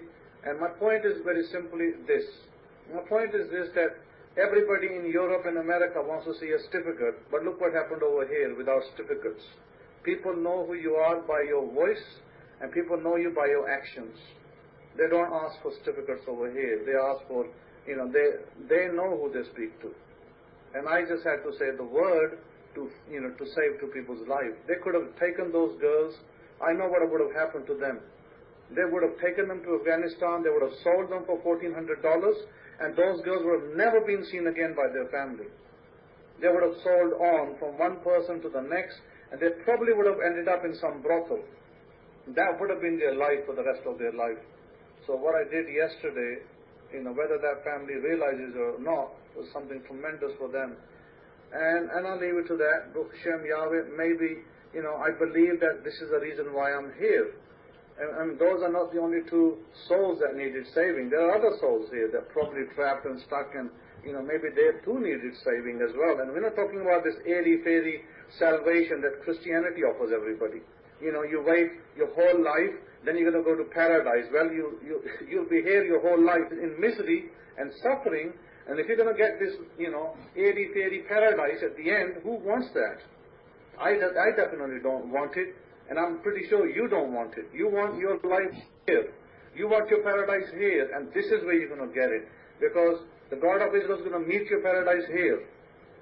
And no, we don't need any forgiveness from this imaginary God that you built up in Christianity. We don't need any of that baloney. We want our paradise here that God offers us, and the God of Israel offers you paradise here, right now. You have the choice to take it or to reject it. This is your choice. And if you want with this airy-fairy, God of Christianity that is going to take you to some faraway place where these supposed mansions are being built, which actually don't even have that meaning that Christianity tells you, then you're going to live a life of suffering and pain. And God did not create you for suffering and pain. And God already told you. You already read it. We already spoke about it. That God said to you that you'll have the blessings here. I will bless you here, and I will bless you now. Not, wait, go to church and wait and do your mumbo-jumbo, this, and then I'll bless you. No, we don't want to serve that. We do not serve those powers. We serve the powers of Israel that give us right over here what we want and what we deserve, because we deserve the abundance, we deserve the favor, and we deserve everything that we are covenanted for. Covenant means covenant. It means unbreakable, unmerited. God doesn't ask you to come crawling on your knees. God asks you to just to come. So if you're just willing and you're coming, and you can have it all. But if you want to, do this church for 10 years or maybe 20 years and expect to get something, no, there are still people suffering in churches today. There are many Christians suffering today unnecessary pain because they have been sold a fake gospel. That's the problem. They were not given the Torah, they were given fake gospel. And the gospel that they've been given doesn't even mean what they've been told.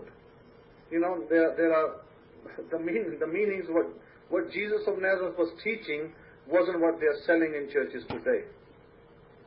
Jesus of Nazareth taught the Torah, and he taught and he gave tools to the people to benefit themselves. But today people have turned them around and made them in some kind of ritual worship, and there is no heaven in that, basically.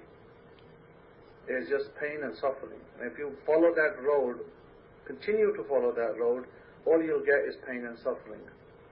And if that's what you want to live with, then sure, that is your choice. If you want to live with pain and suffering, you can live with pain and suffering. But if you want blessings, if you want honor, and if you want respect and love, then you can have that too. God is very open, and the God of the Bible, the God of Judaism, the God of Abraham doesn't hide things. He doesn't pretend, and he doesn't lie. How many times he has to tell you that he is not a man, that he should lie. But if you want to chase a man, then you can continue to chase a man. Christianity's God becomes a man, then he becomes God, then he becomes this, then he becomes that. But that is not what God, that is not who God is. So you really, have it right in your face.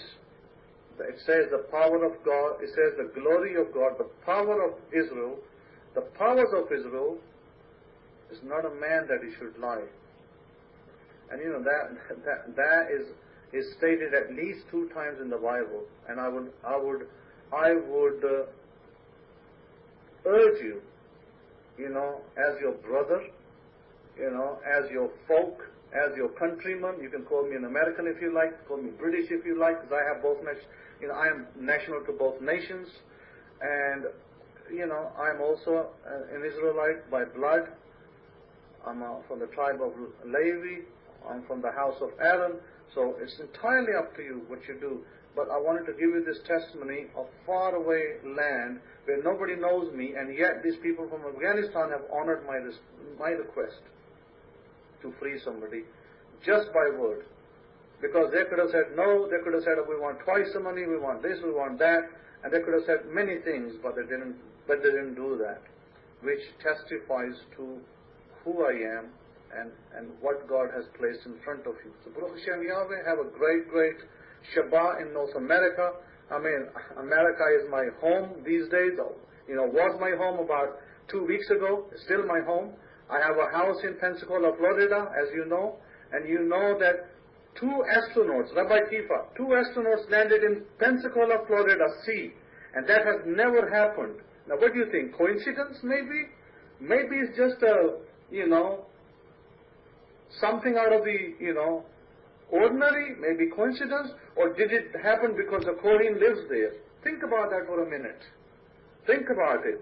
Because these 2 astronauts landed right in Pensacola Sea. Well, they could have landed in, maybe in San Antonio, They could have landed in Houston. Why Pensacola Sea? Because God took the Kohen to Pensacola. That's why. So Baruch Hashem, Yahweh and the president. Look, I was in Ohio not too long ago. I was temporarily in Ohio, and do you know that President Trump went to the plant? There's a plant there that produces washing machines. You know the plant over there? The president visited there. And the very place where I was staying, Fremont, it's like a throw from there. Whirlpool plant, thank you. Yeah, Whirlpool. And do you know that I know people who work in Whirlpool? There's a girl who works in Whirlpool. I know her. She often came to the house and said hi, and she works there, and so the president was visiting Whirlpool, and I often ask this girl, listen to this, I often ask this girl to give me water from her well. She has a well in her home. They have a lot of land and animals, cattle, and they have a well over there, and this well is high in sulfur water. And I usually say to her, can you please send me some sulfur water? And she does. And she works there. So Baruch Hashem, Yahweh, for the president to visit Whirlpool, and it's just amazing, isn't it? Just amazing. Baruch Hashem. So have a great day and have a great week ahead. Look after yourselves, look after your family, be good, and do what you've been instructed, and you will reap great rewards in your life. Great rewards are ahead of you. Great prosperity, amazing relationships, beautiful life is ahead of you. Your paradise is right here, because we serve the God of Israel. Baruch Hashem Yahweh. Have a great week ahead. Shabbat Shalom, Shalom, Shalom.